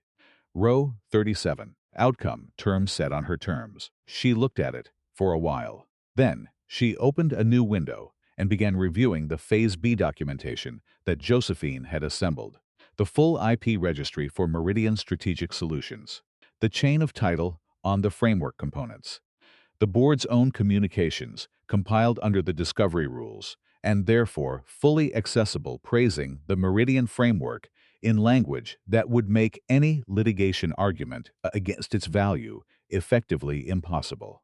She worked until midnight. At 12:15, she stretched, refilled her tea, and sat for a moment in the particular quiet of a hotel room above a sleeping city. She thought about Gerald's face when he saw her across the room tonight. The way he'd crossed to her, not obligatory, not social management, but the movement of a man who had worked alongside someone for 18 months and knew what they were worth, and had decided, in the particular privacy of his own code of conduct, that this moment called for both hands. She thought about Marcus saying, "Do you need anything?" She thought about Ethan watching Gerald across a dinner table, with the face of a man assembling a picture frame and discovering mid-construction that the pieces he's been given belong to a different picture entirely. She thought about her mother, who had made herself fully visible and been left on a Tuesday, and about the lesson she'd taken from it. The wrong lesson. The one that said be indispensable but unseen, be necessary but unclaimed, and how it had shaped 6 years of her life into a particular architecture that was, structurally speaking, impressive, and was also a thing built by a woman who had been afraid. She was not afraid anymore. She had been afraid. And then she'd been pregnant. And then, somewhere in the process of preparing for a person who would depend entirely on her for everything: food, warmth, language, the entire acquisition of a self, she had arrived at the understanding that a woman who models invisibility is not keeping herself safe. She is teaching her daughter what safety looks like, and that was not something she was willing to do. She opened the drawer of the desk. Inside, where she'd put it on the first night, was the prenuptial agreement, not a copy, the original, which Josephine had retrieved from her firm's storage and which Nora had asked for because she preferred to have primary documents in her possession during active proceedings. The tabbed edges were worn from years of this particular document, sitting in a filing system she maintained herself. In a home office Ethan thought she used for the household accounts, and which she did also use for the household accounts. Because there was no reason not to be thorough. It was open to page 12. It was always open to page 12. She had not consciously turned it there. This evening had set it in the drawer, and it had fallen open to the page, the way books fall open to the places they've been opened most. Schedule C, Clause 7, Subsection D. She had read it so many times that she did not need to read it. She looked at it the way you look at something that has been a plan for long enough to become a promise, not to anyone else, just to herself. The quiet contract a person makes when they decide to stop waiting to be seen and start being seen on their own terms. She closed the binder. She did not know that Ethan had arrived home that night and gone directly to his study. She did not know that he'd pulled the copy of the prenuptial agreement from the filing cabinet where she'd kept it, the household copy in the green binder, and had sat at the desk with it for a long time. She did not know that he'd found page 12 and read clause 7, subsection D, slowly and then read it again. She did not know that he'd then opened his laptop and searched N. Lynn Delaware Consulting, and that the search had returned very little that was conclusive, and two things that were not nothing: a LinkedIn profile, deleted but cached, for Honora Lynn, independent strategy consultant, active between 6 and 3 years ago, and a law review footnote from a commercial law publication, citing a 2019 commentary on carried interest structures in real estate IP, attributed to N. Lynn, Meridian Strategic Solutions. She did not know that he'd sat with these two things for a long time, in the study of a house that held her books and her binders, and the empty stand where her laptop used to be, and that what he felt was not anger, not primarily, and was not betrayal, though it was adjacent to that, and was closest. If he was honest with himself in the specific way that 2 in the morning sometimes forces closest to the particular grief of a man who has just understood that someone he loved showed him exactly who they were, repeatedly, and he looked at something else every time. She did not know any of this. She was asleep in the hotel room, her hand resting on her stomach, the city pressing its amber light against the curtain sheet, left slightly open because she'd always slept better with a line of light somewhere in the room. The baby slept too, or did whatever it was a 7-month-old did when the world outside had gone as quiet as it ever got. The prenuptial agreement was on the desk where Nora had left it. Page 12. The page Ethan had never read, had never been asked to read, had never asked to read, had never, in 6 years of marriage, thought to look for, in the event of documented marital infidelity on the part of either party, or in the event that either party initiates dissolution proceedings. In the study across the city, Ethan read it again, then again. The clock on the wall moved to 2:47. October pressed against the penthouse windows. The city kept its permanent amber pulse, indifferent and ongoing, awake in the way it was always awake. He had asked his assistant to find N. Lynn. Tomorrow, she would tell him what she'd found. He did not sleep.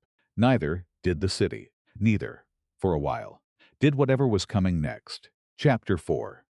The boardroom belongs to the woman he never saw. The email from Meridian Strategic Solutions arrived at Caldwell Development's general counsel inbox at 8:03 on Friday morning. It was not addressed to Ethan. It was not addressed to Gerald, or to Marcus, or to any of the board members who had spent the past 18 months treating the Meridian framework as the closest thing their company had to a structural miracle.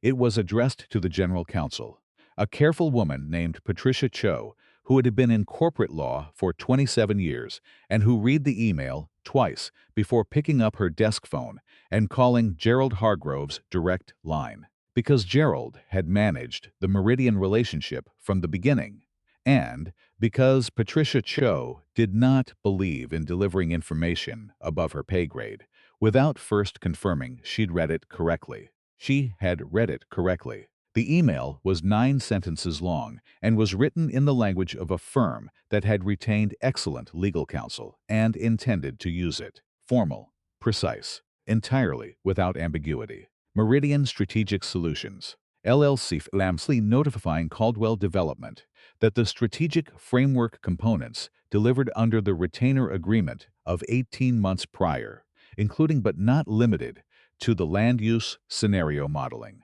the acquisition weighting system, and the density projection matrices for the Hudson Yards development were the sole intellectual property of the firm and its principal, and that said IP was being immediately withdrawn from use pending resolution of a material breach of the retainer agreement's confidentiality and non-disparagement provisions. The triggering event, the email noted, was documented in the public filing of a civil proceeding in the New York State Supreme Court, filed October 9th. Case number on file with the clerk's office, The email was signed N, Managing Director, Meridian Strategic Solutions, LLC. Gerald read it in his car on the way to the office. He read it twice. Then sat in the back of the car for 2 additional blocks without doing anything, and then called Marcus Webb. "Did you see it?" Marcus said, which meant Marcus had already seen it. "Yes, the Hudson Yards timeline, I know. The Anchor project is built on the Meridian framework. If the IP is pulled, we can't use the modeling. The whole phased acquisition sequence was built on those projections. We'd be going back to Marcus." Gerald's voice was measured in the way that very controlled people are measured when they are managing something significant. "I know what it means." A pause. "Do you know who N. Lynn is?" Gerald looked out the car window at the city going past. October had turned colder in the night. People on the sidewalk were wearing coats. "I have my suspicions," he said. "Gerald, we'll discuss it at the board meeting, which will need to happen today." He paused. "Call Patricia. Tell her to prepare the IP documentation for review. And Marcus," he stopped. "Don't call Ethan before I do." He called Ethan at 8:47. Ethan was already in his office. He'd been there since 7, which was not unusual when the company had active projects in multiple phases, but which today had a different quality: the early arrival of a man who couldn't sleep and had nowhere better to be than the place where at least the problems had defined shapes. He'd read his assistant's briefing before she arrived. A thorough 3-page summary of everything findable about Meridian Strategic Solutions, LLC, which was remarkably little for a firm that had done the strategic work it had done. Delaware Incorporation, registered agent, minimal public footprint, the principal listed as N.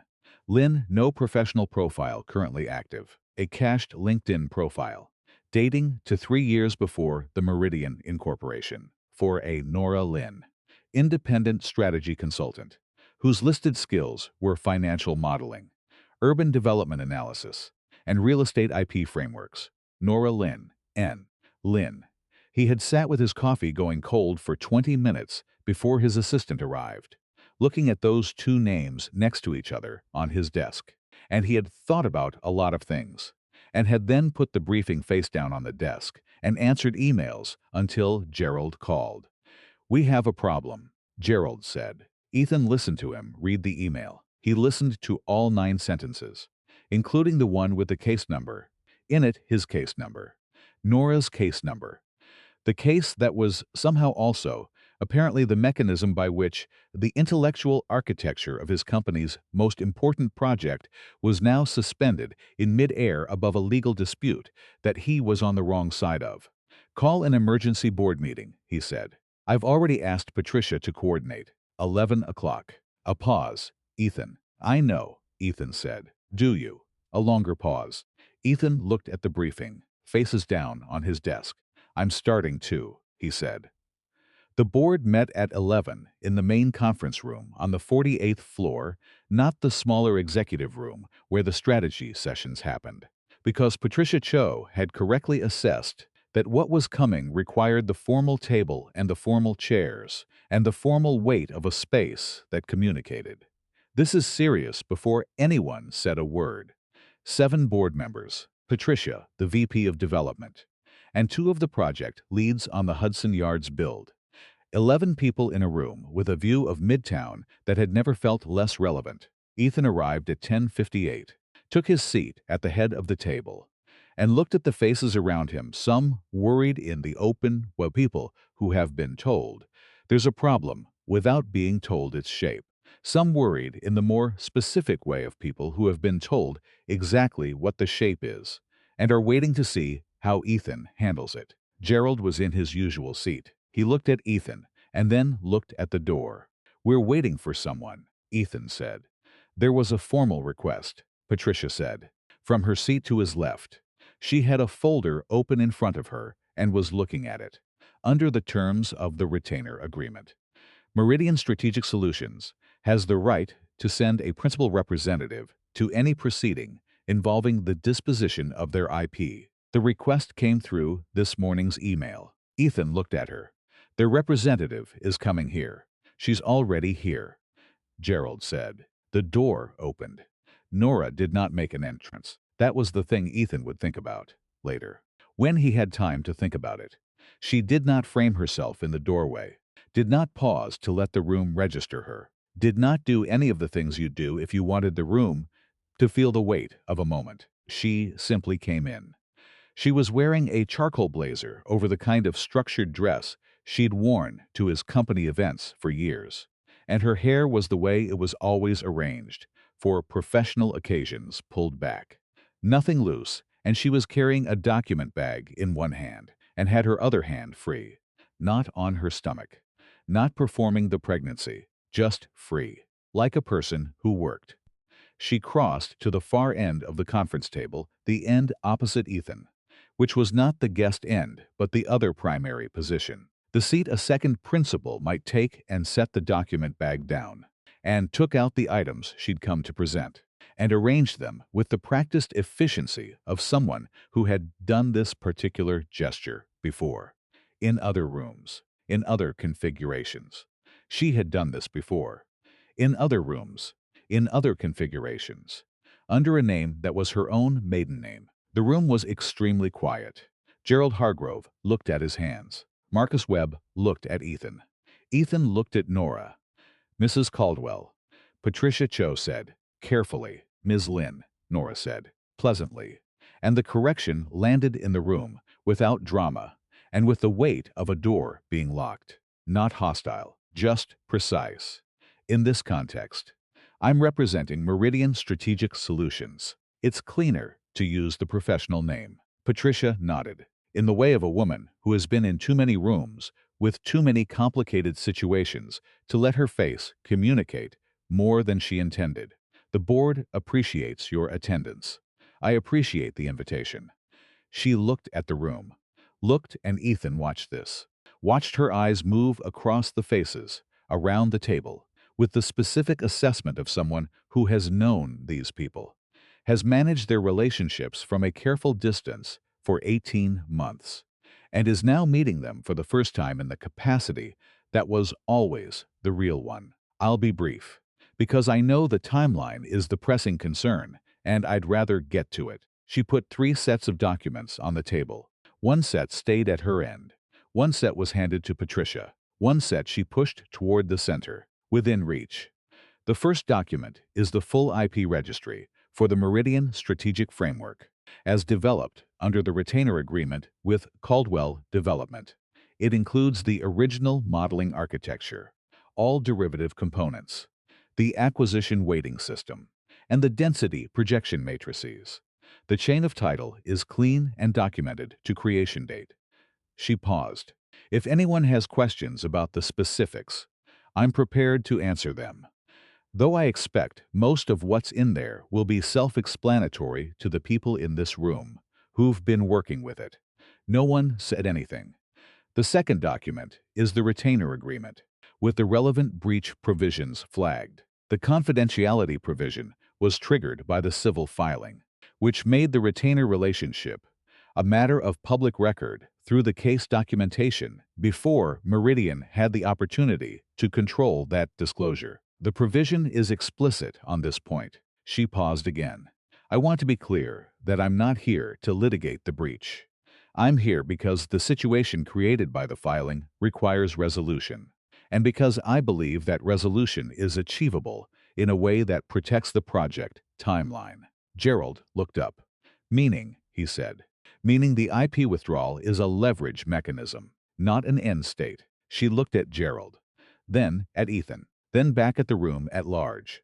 I don't want to destroy the Meridian project. I built the Meridian project. I want it completed, and I want it completed under terms that reflect actual contribution and actual ownership. She reached into the document bag and placed a 4th document on the table. This is a buyout proposal, she said. It offers Caldwell Development full and perpetual license to the Meridian Framework IP, with no further encumbrance, in exchange for the carried interest stake specified in the original retainer agreement's equity provisions. She paused, and something in her expression shifted almost imperceptibly, which were also not fully read at the time of signing. I'm told plus a cash settlement equivalent to the market value of the IP as assessed by a third-party appraiser, to be agreed upon mutually. The room was quiet again.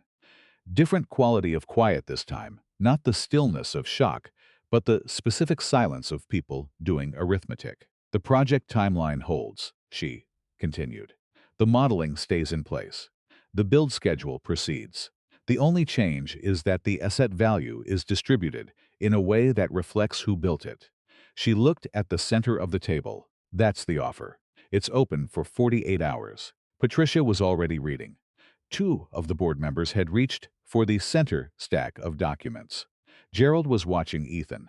Ethan had not moved. He was looking at Nora, across the length of the conference table, across the width of a distance that was not quite the distance between one end of a room and the other. He was looking at her in the particular way of a man who has been assembling a picture for 4 days, piece by piece, from evidence that was always present and available, and has just put in the final piece and is now looking at the completed image for the first time.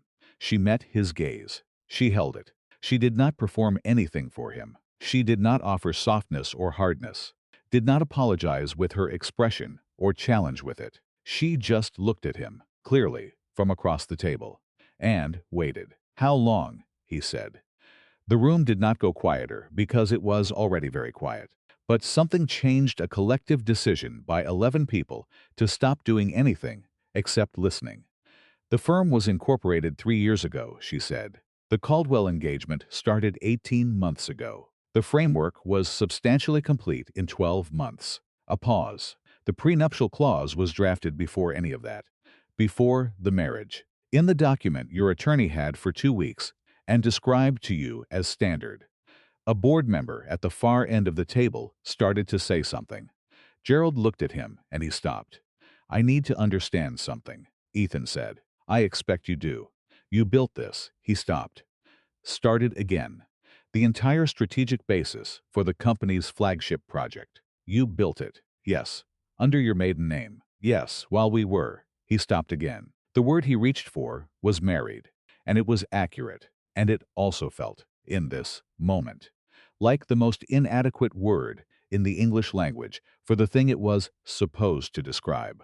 "While we were married," she said, finishing the sentence in the tone of someone who has already been through this in her own mind many times and has arrived at the other side. Yes, why? It came out without inflection, not accusation, not quite bewilderment. Just the stripped-down version of a question that had about 15 other questions inside it. "Why didn't you? Why not just tell me?" "Why not? Because I tried," she said. The room breathed. "Not Meridian specifically. I didn't try to tell you about Meridian, because by the time Meridian existed, I'd understood how this would go." She looked at him with an expression that was not unkind and was not forgiving, and was something more complex than either the expression of a woman who has thought about something long enough to understand it completely and does not need to perform her understanding for anyone. "But in the first year, before all of this, I tried to tell you that I had," she paused, choosing the word precisely, "professional ideas, things I wanted to contribute, ways I could be useful that were not the ways your family thought I should be useful." Ethan said nothing. "You said, 'That sounds interesting. We can talk about it.' And then we didn't. And the next time I brought it up, you said you don't need to work. Nora, I want you to be able to enjoy our life. And the time after that, you weren't there. And the time after that, you were distracted. And eventually, I understood that the path of least resistance for both of us was for me to do what I was going to do anyway, without requiring you to pay attention to it. A beat. That was my mistake," she said. "Not telling you. Not forcing the conversation. I'm not assigning that to you. I made that choice. And I had my reasons for it. And some of those reasons were about fear. And some were about strategy. And some were about a marriage. I didn't want to disrupt because I was still hoping, for a long time, that it would turn into what I needed it to be." She paused. It didn't. Ethan's hands were flat on the conference table. He looked like a man who has walked into a room he thought he knew and found that all the walls had been moved while he was somewhere else, and is now standing in an entirely different geometry, and has to decide whether to find the walls or relearn the space. The prenup clause, he said, was drafted by an attorney in Brooklyn. Yes, not because I plan to use it. Because I'm the kind of person who plans for contingencies. And I had been told, quietly but clearly, by people in your family, that I was in a structurally vulnerable position, and that my value to the marriage was defined by my willingness to stay in a certain role. She paused. I declined to accept a structurally vulnerable position. The clause is the result of that. That's what Schedule C is. Clause 7, subsection D, she said. Yes. Patricia Cho set down the document she'd been reading. She looked at it for a moment, then at Nora, then at Ethan, then back at the document, with the expression of a woman reassembling something in real time. Ms. Lin, she said carefully, the buyout proposal includes a 48-hour window. Is that window exclusive to the board? Or it's for Caldwell Development to accept or decline? Nora looked at Patricia. If the board accepts the terms, I'll execute the license agreement immediately. The IP withdrawal is reversed, and the project timeline holds. If the board declines, or if no response is received within 48 hours, the withdrawal stands and the IP proceeds to the open market. A board member on Gerald's left, the one named Tillman. The one Nora had known for 2 years would be the one to make the first objection to anything said. The open market. For IP that was commissioned specifically for our project. Was commissioned, she said, at a retainer rate commensurate with ongoing consulting support, which this firm provided for 18 months. The IP itself was never purchased outright. The retainer agreement, which you're welcome to reread. It's in the second document, specified a licensing arrangement, not an assignment of ownership. She paused. Your predecessor attorney, your company's general counsel at the time of signing, may also have described it as standard. Tillman looked at Patricia. Patricia said nothing, which was its own answer. The modeling has applications beyond Hudson Yards, Nora continued, pleasantly. Urban density projection tools of this specificity have a market. I'd prefer not to pursue that market, because I built this framework for this project, and I would like to see this project completed. But I have the option. The room was very quiet. Gerald looked at Ethan. Ethan had not looked away from Nora. Can I speak with you? He said, not a question exactly. The tone of a sentence that has lost its question mark. In what capacity? She said. Personally. I'm here in a professional capacity. She said it without apology or coldness. Clearly, the way she said everything. Any personal conversations can happen through Josephine Park's office, as I think Preston Hale's office has been notified. Josephine Park, he said, is your personal attorney? Yes. And the attorney who drafted the prenuptial clause? No. Different attorney. Josephine handles the divorce filing. A pause. The prenup attorney is not relevant to these proceedings. He looked at her. Nora, Ethan. Her voice was not hard and was not soft. It was exact. There will be time for the personal conversation. I want to have it. But not here. Not in front of 11 witnesses. And not today. When the board has a decision to make, and you have 48 hours to advise them. She paused. The buyout is fair. The numbers are fair. The third-party appraiser I'm referencing is neutral. And I'm open to the board's own appraiser participating in a joint valuation. This is not designed to be punitive.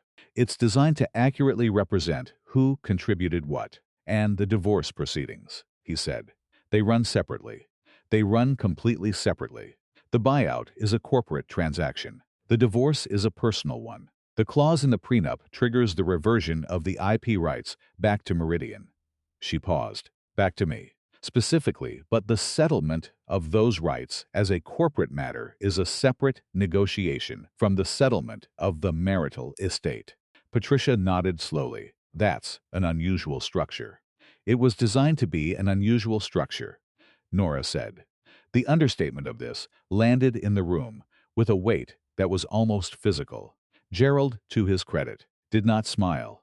He came very close.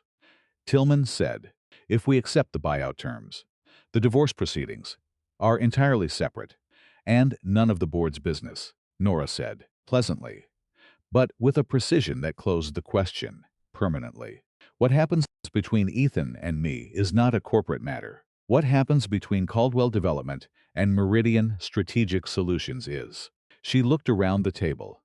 Any other questions about the proposal itself? Silence. Then I'll leave you to review the documents. I'll be available through my attorney's office until end of business Sunday. She picked up the strap of the document bag. Then, before lifting it, she paused and looked at Ethan one more time. For what it's worth, she said, and her voice shifted almost imperceptibly, by about 3 degrees, into something that was not the Meridian Register, and was not quite the marital register either, but was something in between. Something that might have been the register of a woman talking to a man she'd actually loved. The Meridian building is going to be extraordinary if it gets built. I've always thought so. She lifted the bag. She walked out. The door closed. The room stayed quiet for a moment that lasted longer than it should have. 11 people in the specific suspension of a group that has just witnessed something and is waiting for whoever is in charge to determine what it means. Ethan stared at the closed door. Patricia looked at her documents. Gerald looked at his hands.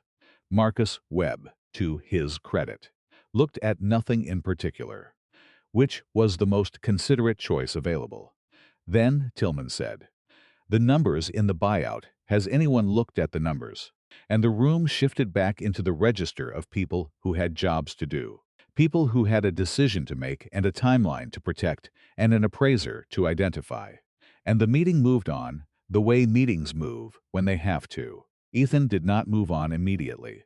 He sat at the head of the table with his hands flat on the Sarfortes and looked at the buyout proposal that Patricia had slid toward him, and at the IP registry with its clean chain of title and its documented creation dates, and at the retainer agreement with its flagged provisions. He looked at all of it. He thought about the dinner in Greenwich 3 years ago, Gerald leaning toward him and saying, "Your wife has a remarkable instinct for value creation." Ethan laughing and saying, "She's not really a business person." Gerald, across the table right now, not looking at him, which was Gerald's version of a very particular grace. He thought about the conference room in their apartment building, where he'd sat with the building management for an hour in the spring, talking about the capital improvement plan, and how Nora had come to pick him up afterward, and the building manager had said, unprompted, "Your wife's suggestion about the utility corridor configuration was the right one," as it turned out. And Ethan had said, "I'll pass that along," and had not thought again about what suggestion, or when she'd made it, or how the building manager even knew his wife had opinions about utility corridors. He thought about 4 years of company dinners, of Nora in the room composed, present, managing the social temperature of a table, with the specific skill of someone who understood all the variables and all the conversations she must have heard, all the problems she must have filed away, all the modeling she must have done in her head, while the men around her talked about the work she was doing in her head. She's not a business person. He picked up the buyout proposal. He read it. The numbers were fair. They were not advantageous to Caldwell Development, but they were fair, the kind of fair that reflected an accurate reading of value, which was uncomfortable precisely because of its accuracy. He read the IP registry next, then the retainer agreement, in full this time, every page, including the equity provisions that had apparently not been read at signing either, which described a carried interest stake of 15% of the project's net realizable value, which was, at current projections, a number that made him set the document down for a moment. He picked it up again. He read the number again. "Patricia," he said. She looked at him. "Get Preston on the phone this afternoon." He paused. "And get Gerald privately when the meeting's done." Another pause. "And find out if there's a direct number for Josephine Park's office. Not through Nora. Not through the personal line. The professional channel." Patricia nodded. "Writing. The buyout needs to go to legal review before we respond. 48 hours is tight. He looked at the proposal. See if there's any language about an extension request. Page 4. Gerald said, not looking up from his copy. Clause 3. Extension available upon mutual written agreement. Ethan looked at Gerald. Gerald looked back at him, not with satisfaction, not with reproach, with something that was purely informational, the expression of a man who has known something for a long time and has been waiting, with considerable patience, for the right moment to be allowed to say it. She built a good thing, Gerald said. I know, Ethan said. She built a very good thing, and she built it while you were. He stopped. Reconsidered.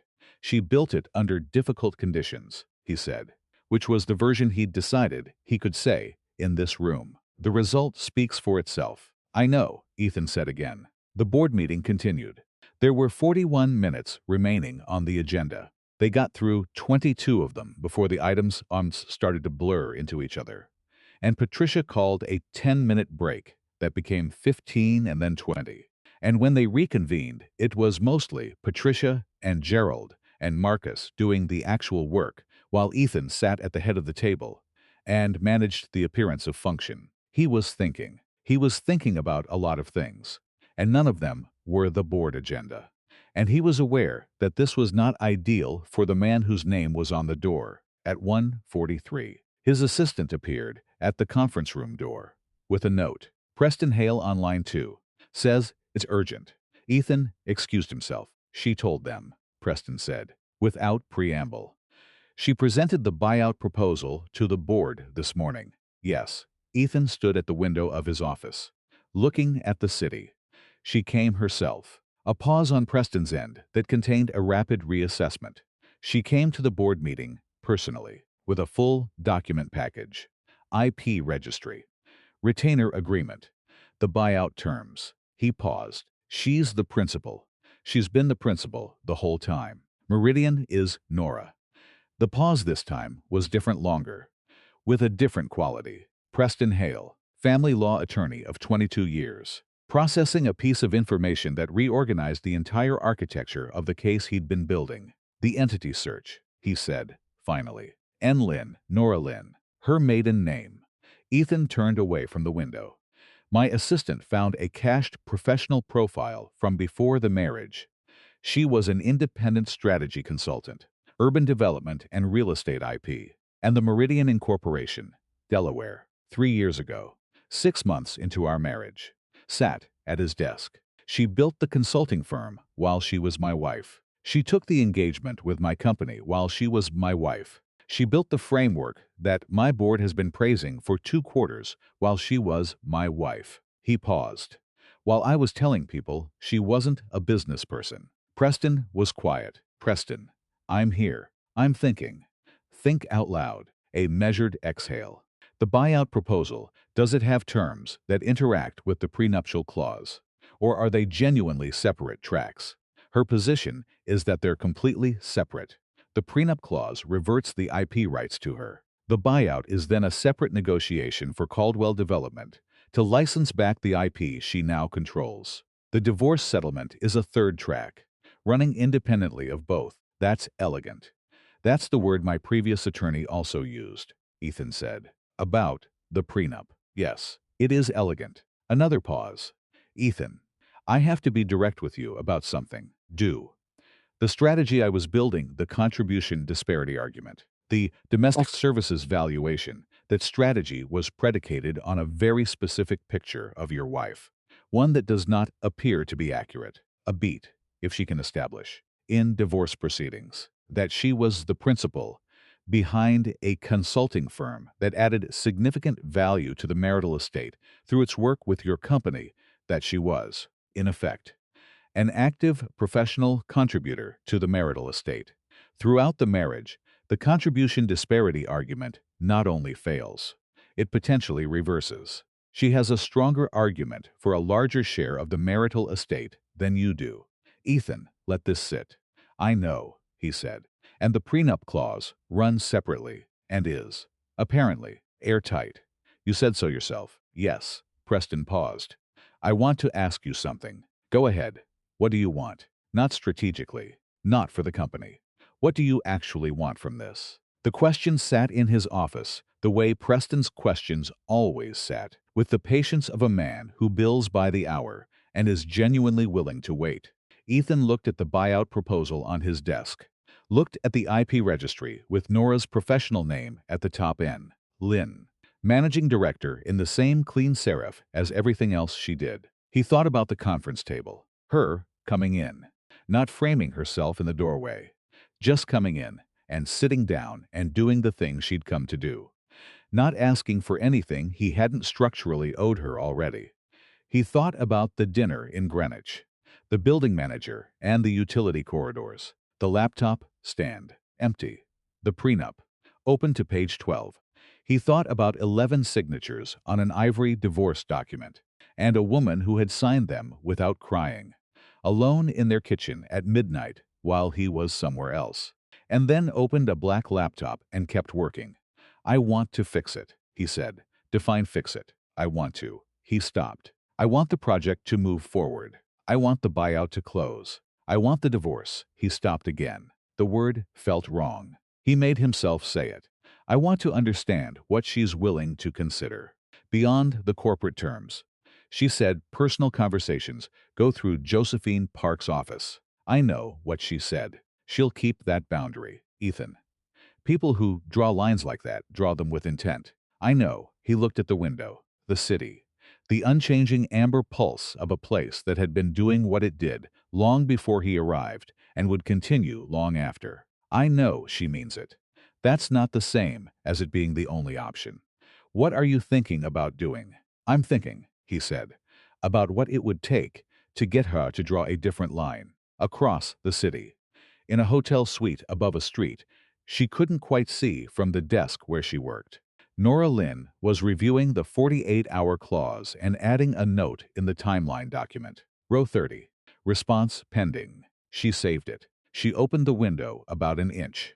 Let in the noise of the city, not the quiet it was in the small hours, but the full-throated mid-afternoon of it. All traffic and air and the specific sound of a place that is always in the middle of something. She worked. Outside her door, in the corridor of a hotel she'd booked under her maiden name. A housekeeper pushed a cart past, and someone 2 floors up dropped something, and the elevator arrived and departed, and the city kept its ambient roar. Nora Lynn, who was also Nora Caldwell, who was also the managing director of the firm that had just suspended the intellectual foundation of a $460 million development, and who was 7 months and 3 weeks pregnant, and who had not cried. Did not cry now. She adjusted 2 variables in the projections. The timeline shifted by 4 days. She saved the file, she thought. Row 30. Response pending, she thought. He'll come, she thought. But he'll need to come correctly. She did not think about what correctly looked like yet. She was going to let that one remain open for now. The way you leave a window open in October because the air coming through is cold, but the cold is honest. And honesty, at this point in the proceedings, felt like the only currency worth anything. 48 hours. She had built everything else. She could wait 48 hours. Chapter 5. What she built. What he lost. What remains? Diana Laurent arrived at the Caldwell Development offices at 9:15 on Saturday morning with her attorney, and the particular energy of a woman who has decided that offense is the only viable posture and has committed to it completely. Her attorney was named Clark Voss. He was 54, aggressive, in the way of a man who had built a career on being the louder voice in every room. And he was carrying a briefcase that telegraphed, by its weight, a significant amount of paperwork. Diana carried nothing. She wore a slate-gray coat that cost more than most people's rent and had her hair exactly right, which she always did, even on Saturdays, because Diana Laurent understood that presentation was argument, and she was always arguing. Patricia Cho met them in the lobby. The building's front desk staff watched the interaction with the professional blankness of people who had learned to see and not be seen in a corporation where things happened regularly that were better observed neutrally. Ms. Laurent, Patricia extended her hand. I wasn't expecting you this morning. We sent a message, Clark Voss said. To Mr. Caldwell's personal email, Patricia said. He isn't in the office today, and the corporate channel would typically be the appropriate one for. We're not here for Mr. Caldwell, Diana said. We're here about the Meridian matter. Patricia looked at her. In what capacity? Ms. Laurent is prepared to provide sworn testimony regarding the development of the Meridian framework, which she believes will establish that the IP attribution in the filing from Friday is materially misleading. Voss opened the briefcase on the lobby security desk, which was not a surface intended for that purpose, and produced a document, a summary of Ms. Laurent's testimony is here. She has direct knowledge of the Meridian Project's origins that contradicts the principal attribution being claimed. Patricia took the document. Read the first page, which took approximately 45 seconds. She read it in the way she read everything completely, without her face communicating anything she hadn't decided in advance to communicate. I see, she said. I'll need to review this with counsel before. We'd prefer to discuss it now, Voss said. I understand that preference, Patricia said pleasantly. Unfortunately, the people you'd need to discuss it with are not in the building today, and I'm not authorized to receive sworn testimony submissions without the proper procedural. She's here, isn't she? Diana said. Not loudly, quietly, with the precise delivery of a woman who has done her arithmetic and arrived at an answer she's prepared to act on. Nora, she's somewhere nearby. The hotel situation has been, she paused, selecting the word, discussed. Patricia was quiet for a moment. I'm not in a position to comment on the personal arrangements of the parties to a private proceeding. I'd like to speak with her. That would require her consent and would need to be arranged through the appropriate legal channels, which, as I said, Patricia. The voice came from behind Patricia, from the elevator bank, and Patricia turned with the specific expression of a woman who is not surprised but is recalibrating her morning. Nora was standing by the elevator in a charcoal coat that was not as expensive as Diana's and fit her current shape with the practicality of a woman who had stopped performing apology about her body approximately 3 months ago. She was carrying the black laptop bag and had her phone in her hand. She looked like a person who had somewhere to be and had arrived somewhere else instead. She looked at Diana. Diana looked at her. 48 hours, Nora had said to the board. She was now approximately 31 hours into that window. She had come to the building to use the conference room she'd arranged it through Patricia yesterday afternoon, because her hotel's business center did not have the dual monitor setup she needed for the Phase B documentation review, and she had learned to ask for what she needed without apology. She had not accounted for Diana Laurent in the lobby on a Saturday morning, which was the first miscalculation she'd made in approximately 6 weeks, and she noted it without drama. Ms. Laurent, she said. Nora. Diana said her name, the way she said everything, without hesitation, without social lubrication, with the directness of a woman who had always found performance of courtesy to be a waste of time she could spend on something with actual yield. I think we should talk. Clark Voss, her attorney said, extending his hand.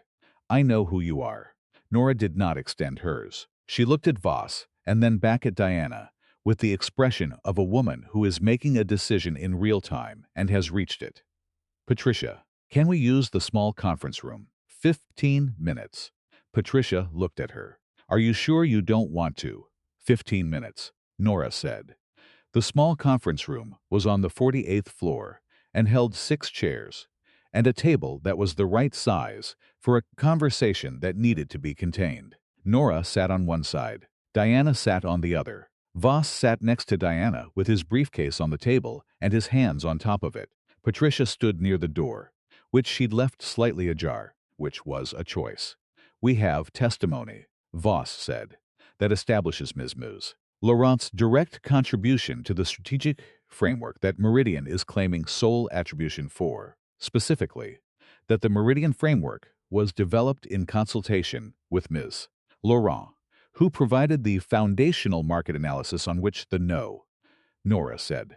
Voss stopped. I'm sorry. No. She said it in the same tone she used for the 9-sentence emails that left no room for negotiation. That's not accurate. Diana provided no consultative input to the Meridian Framework. The framework was developed independently, over 14 months, using proprietary modeling tools that I built and that predate this engagement. She paused. Any testimony to the contrary would be perjury, which I'm sure Mr. Voss has explained to his client. Voss did not look at Diana. Ms. Laurent has documentation, he said, correspondence, meetings. If Diana has correspondence with anyone at Caldwell Development about the Meridian Project, that correspondence is between her and Ethan about a framework he praised to her without understanding its origins. That doesn't establish her contribution. It establishes his, a beat, which is, in fact, one of the central arguments of the divorce proceeding. Diana, who had been watching Nora with an expression that was harder to read than her attorney's, said, "You're very composed." "I'm at work," Nora said. "You're 31 hours from the end of a 48-hour window on a buyout that will determine whether your soon-to-be ex-husband's company survives with its flagship project intact. And you're 8 weeks from delivering a baby. And you're talking to the woman your husband has been sleeping with for at least 8 months. Diana paused. "And you're composed." "I've had time to prepare," Nora said. Diana looked at her for a moment. "How long did you know?"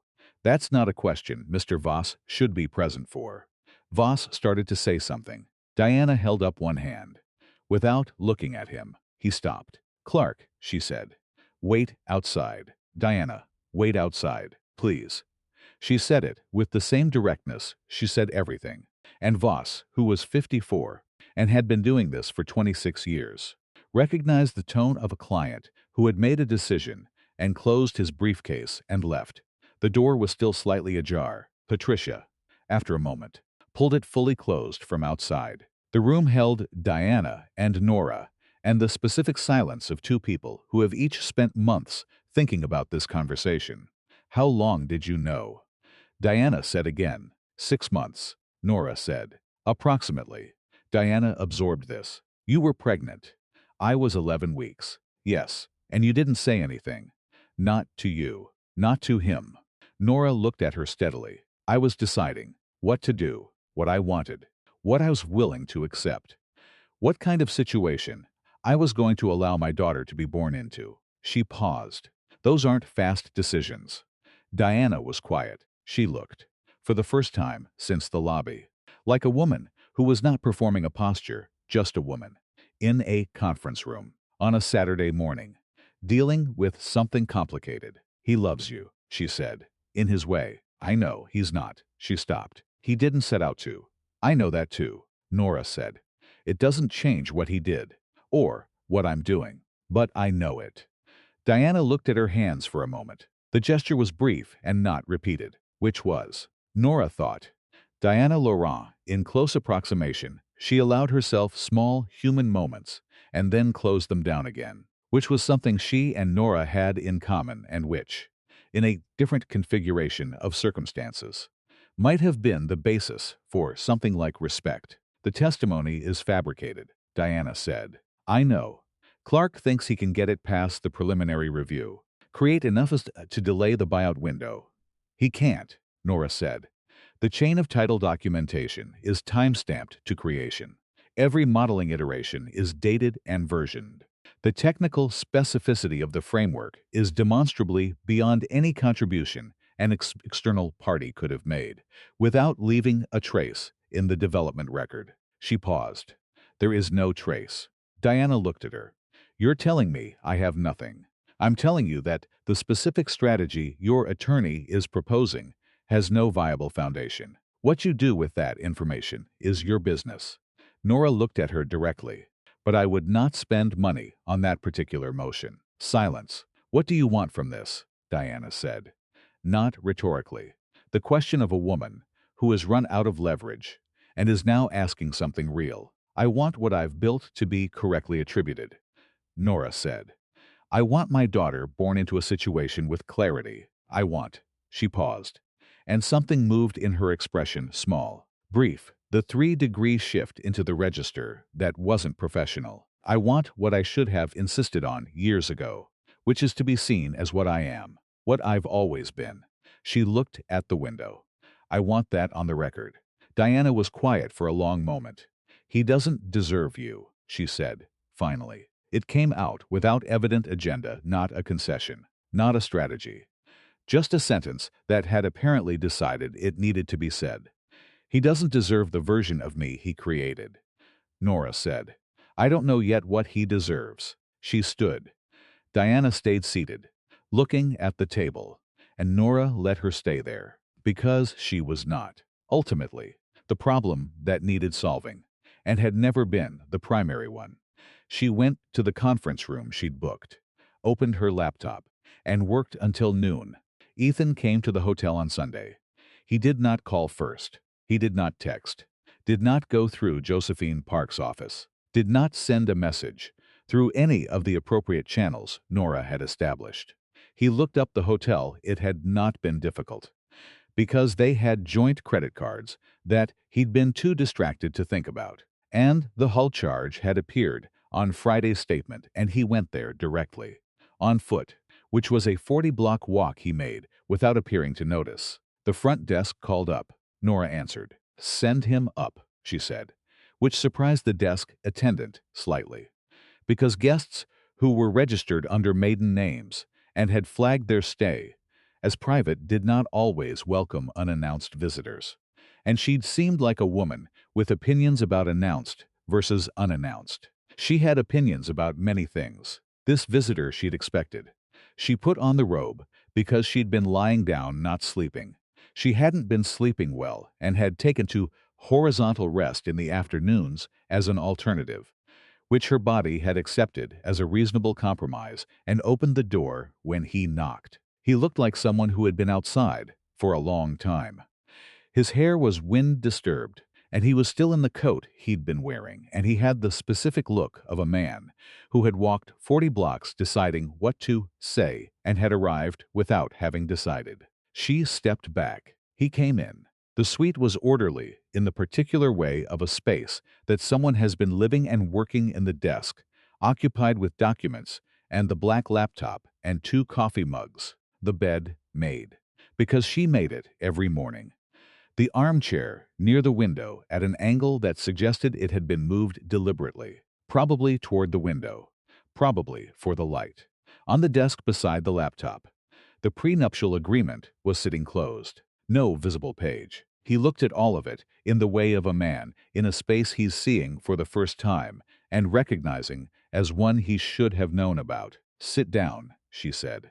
He sat in one of the chairs near the small table. She took the other one, because the armchair by the window was hers, and she was not going to rearrange the geography of her own space for the comfort of this conversation. She waited.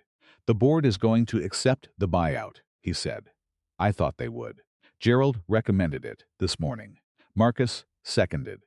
Tillman objected, but he doesn't have the numbers. He paused. Patricia's drafting the response. We'll probably request the extension to the deadline, just procedurally. But the answer is yes. She nodded. Good. I wanted you to know before it was official.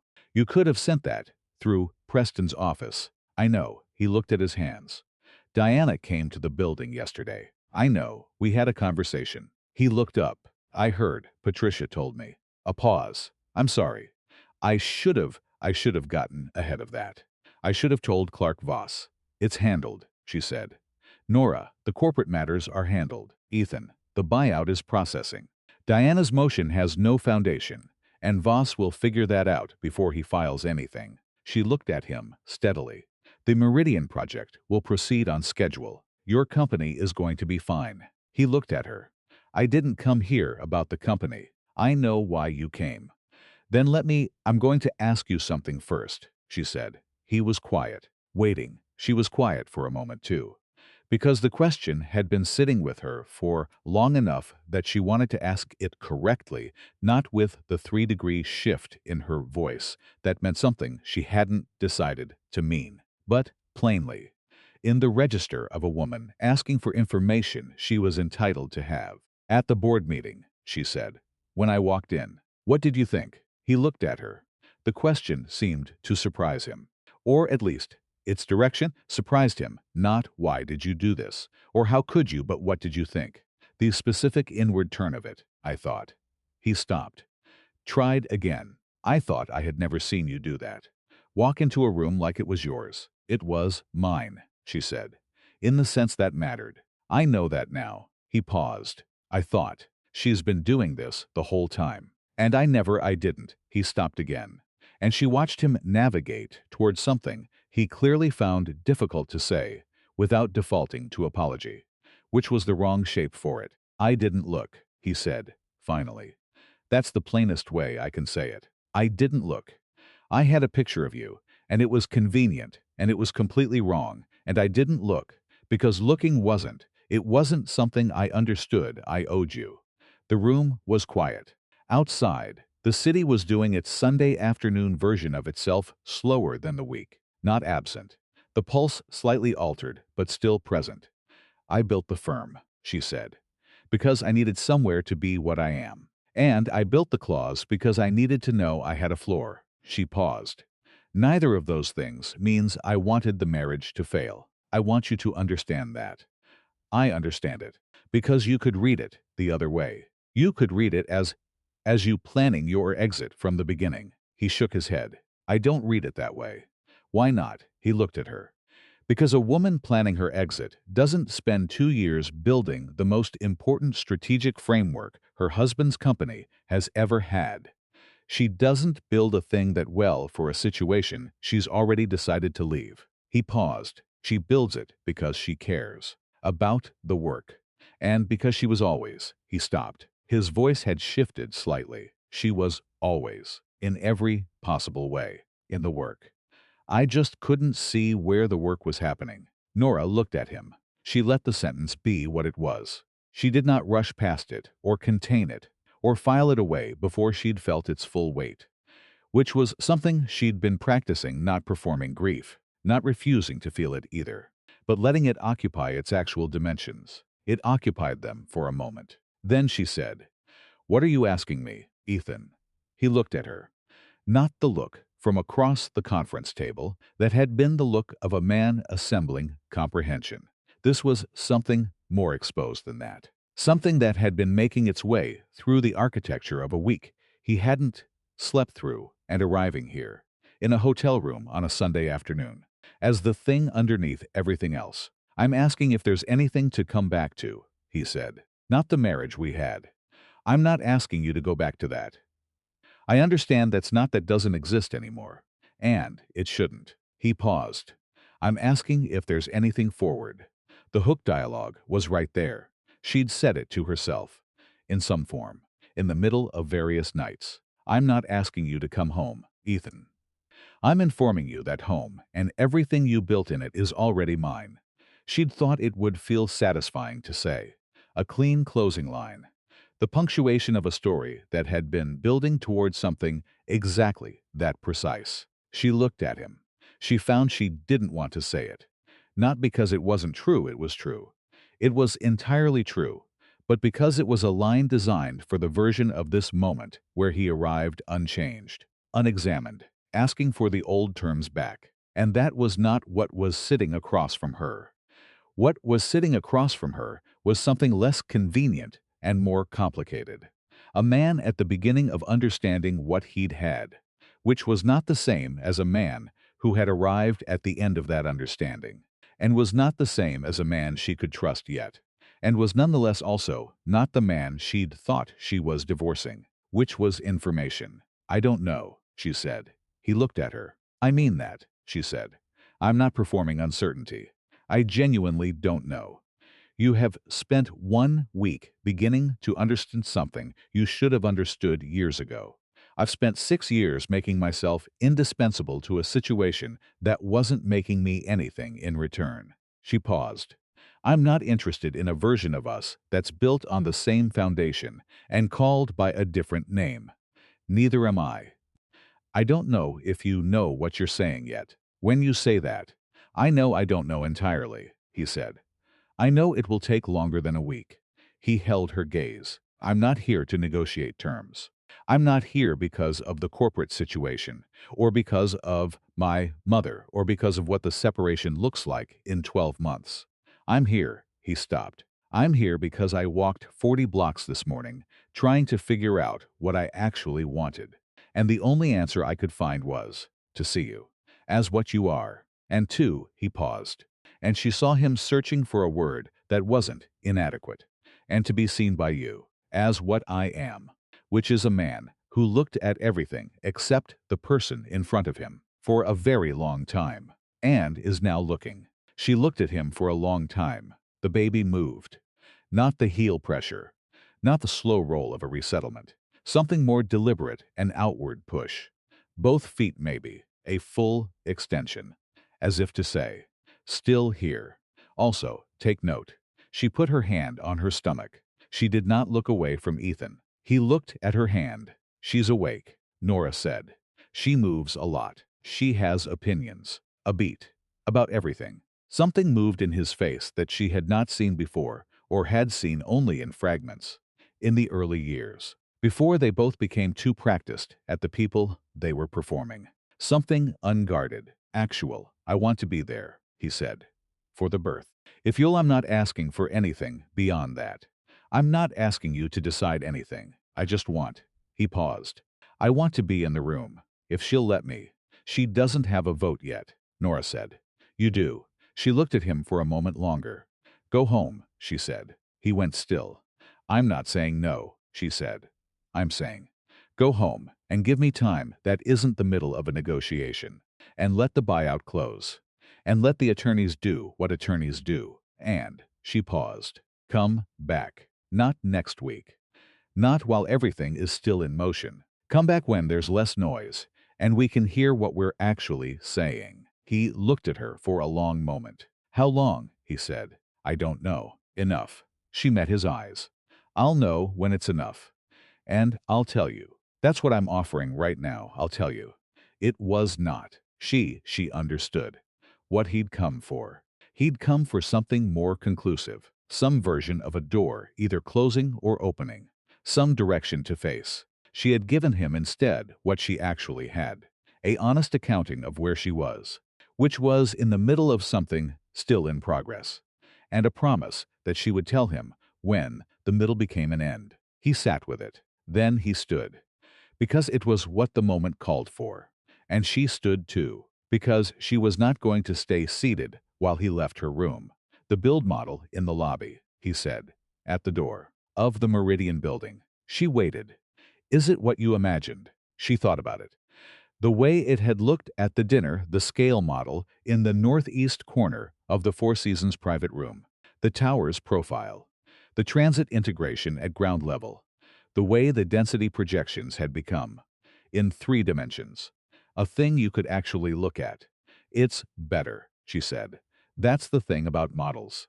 They're always better than you imagined. Once they're out of your head and in the room. He nodded. Opened the door. Ethan, she said. He turned. I mean it. I'll tell you. He looked at her. Something settled in his expression, not satisfaction, which would have been the wrong thing, but something closer to steadiness, the kind a person finds when they understand they have a task, and it is specific, and it is theirs to do. Okay, he said. He left. She stood in the doorway for a moment after he'd gone, listening to the elevator arrive and depart. And then she closed the door and went to the window and looked at the city in its Sunday afternoon state and let the moment be its own size, which was considerable. She stayed at the window for a while. Then she went to the desk, opened the laptop, and updated row 30 in the timeline. Row 30. Response received. Assessment. Provisional. Timeline. Open. She stared at it. Changed open to ongoing, which was more accurate. Saved the file. He came back in 3 weeks. 22 days. Which was not the number she'd named. She hadn't named one, but was the number it took for the buyout to close formally. For the attorneys to begin the actual mechanics of separation. For Ethan to do the one thing she'd understood, from the beginning, that he would need to do. He called Gerald. Not about the company, not about Meridian. He called Gerald and asked him, directly, what it had been like working with her, knowing who she was, having the full picture of what she was doing while Ethan was in the same building, attributing the work to an external consultant he'd never met. Gerald told him. He told him about the first call, 3 years ago, when a reference from a contact in the commercial real estate world had put him in touch with a consultant named Nora Lynn, who had a framework for urban density analysis that Gerald had immediately recognized as unlike anything he'd seen. He told him about the second call, 2 weeks later, when Nora had disclosed to him carefully, without asking for anything, that she was also Nora Caldwell, that the company she would potentially be consulting for was her husband's company, and that this was information Gerald could act on however he chose. He told him that he'd chosen to protect the engagement, and then to protect the relationship, because the work was exceptional, and the woman behind it was exceptional, and the situation was one that Gerald had decided was not his to fix or disclose, but was one he hoped would resolve itself. She never asked you to keep it from me, Ethan said. No, Gerald said. She never asked for anything except the professional relationship to be handled correctly. The rest was my choice. You should have told me. Gerald was quiet for a moment. Yes, he said. I should have told you. I didn't, and that was wrong. And I've thought about it a great deal. A pause. I didn't tell you because I didn't think you were ready to know, which was also not my decision to make. I was wrong on both counts. Ethan sat with this. She built something remarkable, Gerald said, and she did it entirely without recognition, because recognition wasn't available to her in the form it would have been available to anyone else. Another pause. The Meridian building is going to stand in Hudson Yards for 100 years. I want you to understand what that means.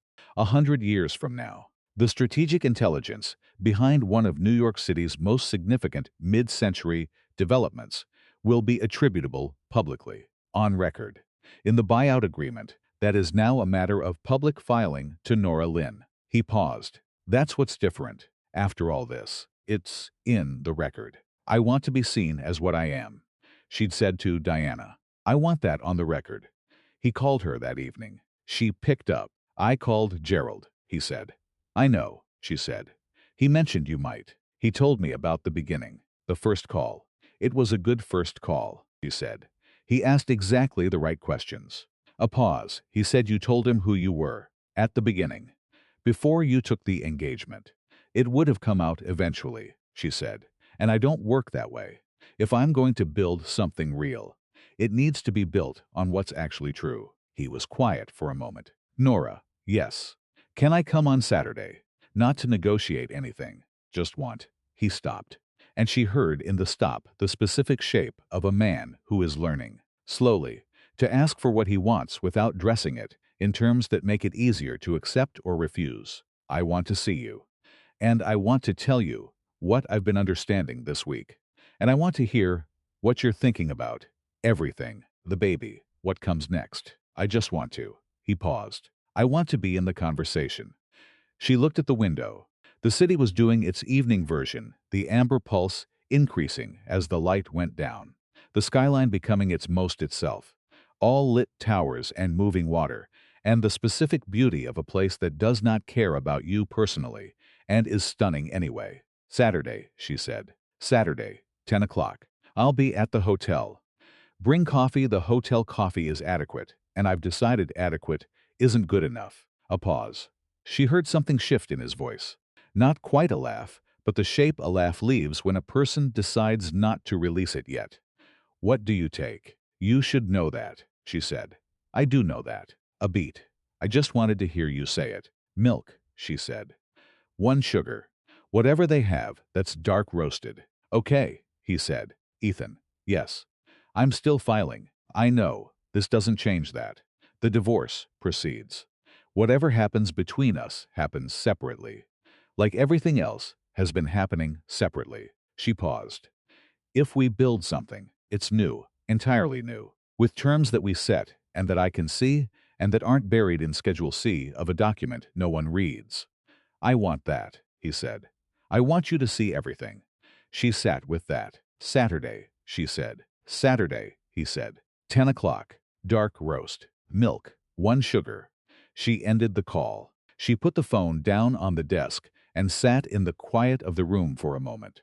And then she pulled up the timeline document and scrolled to the bottom, to row 37, and looked at it for a long time. Row 37. Outcome. Term set on her terms. She'd put that row there as a placeholder for an endpoint she hadn't been able to fully imagine, had known it would exist, had known the sequence would land somewhere, but had not let herself build the picture of it. Because building pictures of things you want is how you end up protecting the picture instead of the thing. She looked at it now. She thought about Saturday, and dark roast coffee, and a man who had walked 40 blocks to look at her, and had come back 22 days later, not with a counteroffer, but with what Gerald had said and what he'd been understanding, and a question asked in the exact way a man asks something when he is not performing the asking. She thought about her mother on a Tuesday in March. She thought about what she'd taken from that lesson, and what she should have taken, and the long distance between those two things that she'd been walking without knowing it for years. Don't make yourself invisible. That was the lesson. Not don't make yourself vulnerable, not don't need, don't want, don't ask, just don't disappear. Don't do the work of erasure for them before they can do it to you. She was not invisible anymore.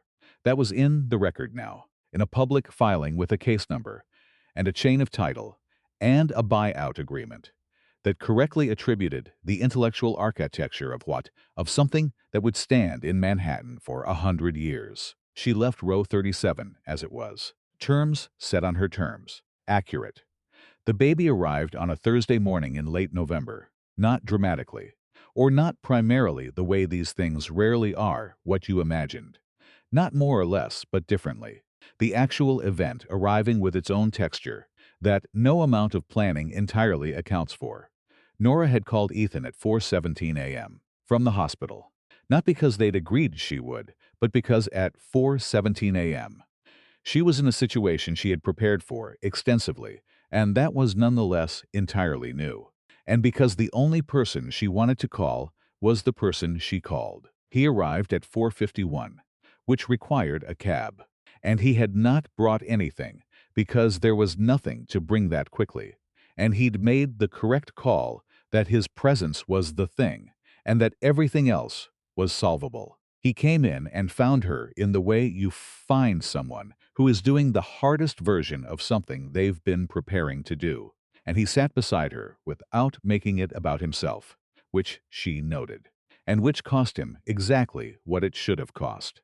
She held his hand. Not as reconciliation, not as resolution, not as the symbolic gesture of any arc completing itself. She held his hand because he was there, and because it was useful to have something to hold, and because his hand was available.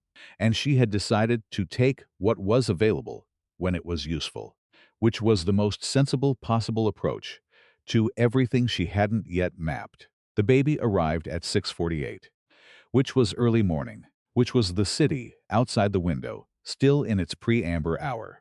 The particular blue of New York just before sunrise. The color of something about to become something else. She was 8 pounds and had hair, which was a surprise, and cried immediately, which was good, and was placed on Nora's chest in that first unmediated way that erases everything else from a room.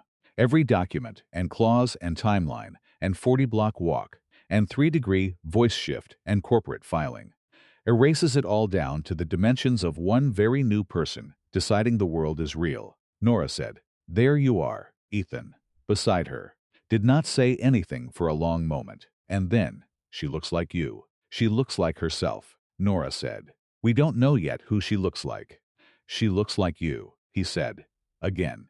And the repetition of it was not insistence, but something else the recognition of a man who has been learning to look, and is looking, and is finding that looking, once you've committed to it, is not actually the difficult part. The difficult part was the time before. The difficulty was in not looking. He was looking now. Nora let him. She named the baby Elena. Not after anyone in either family, not Caldwell. Not Lynn. Not any of the ancestral names that the two families had put forward through the appropriate representatives. Elena. Because Nora had liked it before the pregnancy and during the pregnancy, and had liked it the moment she saw her. The quality of the name, the way it landed. Its own kind of thing, not derivative. The paperwork listed both names, because Nora had decided that her daughter was entitled to all of her inheritance, which included a heritage that was complicated, and a father who was learning, and a mother who had built something real and intended for her to know it. The birth certificate was filed on a Friday. The divorce filing was active. The buyout was closed. The Meridian building would break ground in the spring. Ethan came on Saturdays, consistently.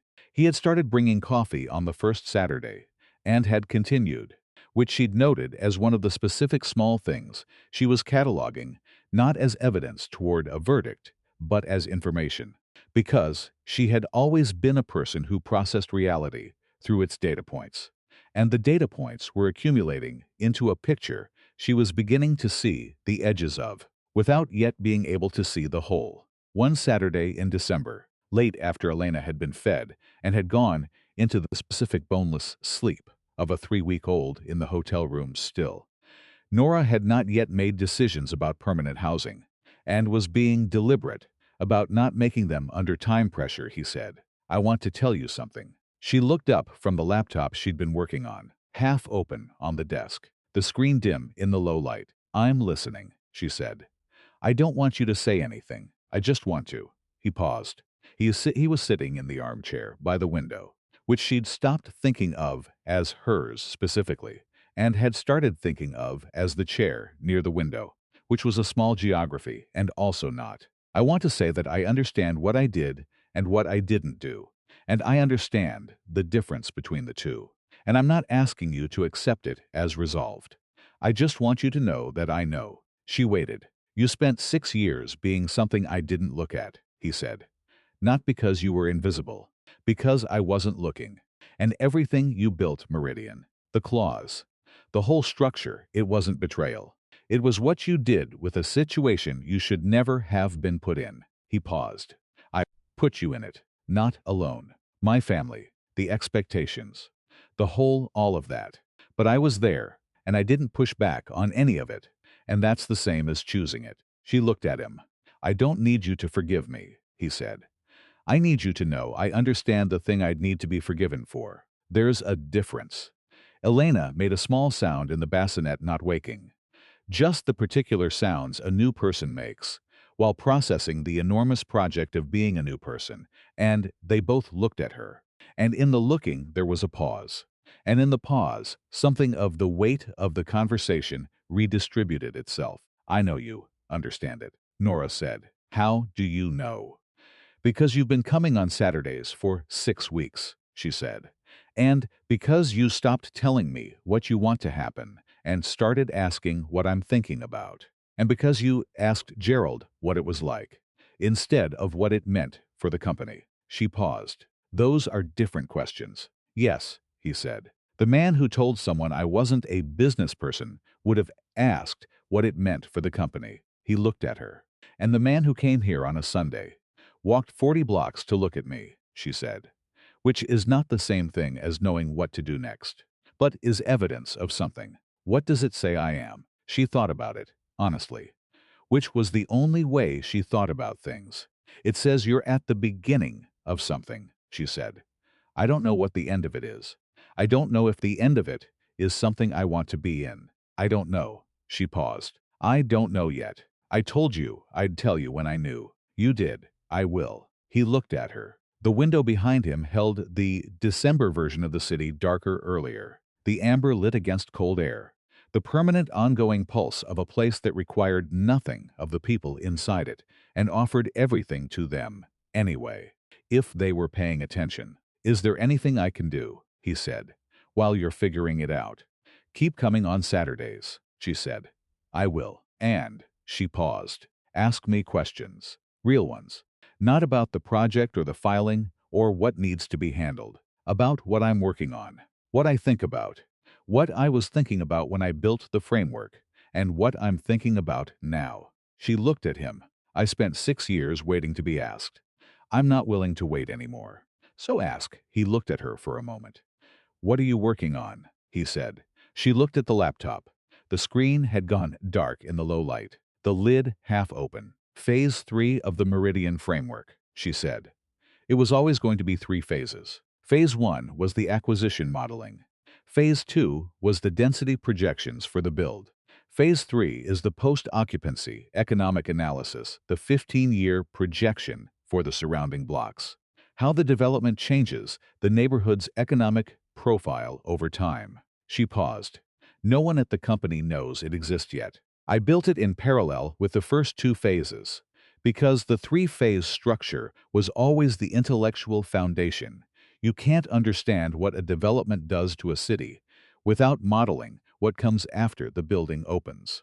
He was quiet for a moment. "Can I see it?" he said. She looked at him. "Not for the company," he said. "Not for any strategic reason. I just want to see what you built." He paused. "I want to understand what you were thinking about." She reached over and opened the laptop. She turned it toward him. He read, "Elena slept in the bassinet. In the particular loose-limbed sleep of someone who has not yet learned that the world requires anything of her." While the city pressed its amber light against the December window, and the laptop's screen cast its small glow across a man learning to read what had always been available to him, and a woman watching him read it for the first time. Not performing patience and not performing its absence either. Just watching. Just present. Just here. The building would break ground in the spring. The divorce would finalize in the same season. Clean and correctly structured and precisely what it needed to be. What came after would be its own thing. New from the foundation up. Built by 2 people who had finally agreed to look at the same documents. Nora Lynn had built a lot of things. She was beginning to understand what she wanted to build next. The laptop screen glowed. Ethan read. Outside, the city continued its permanent amber life. Nothing had been resolved yet. Everything was possible.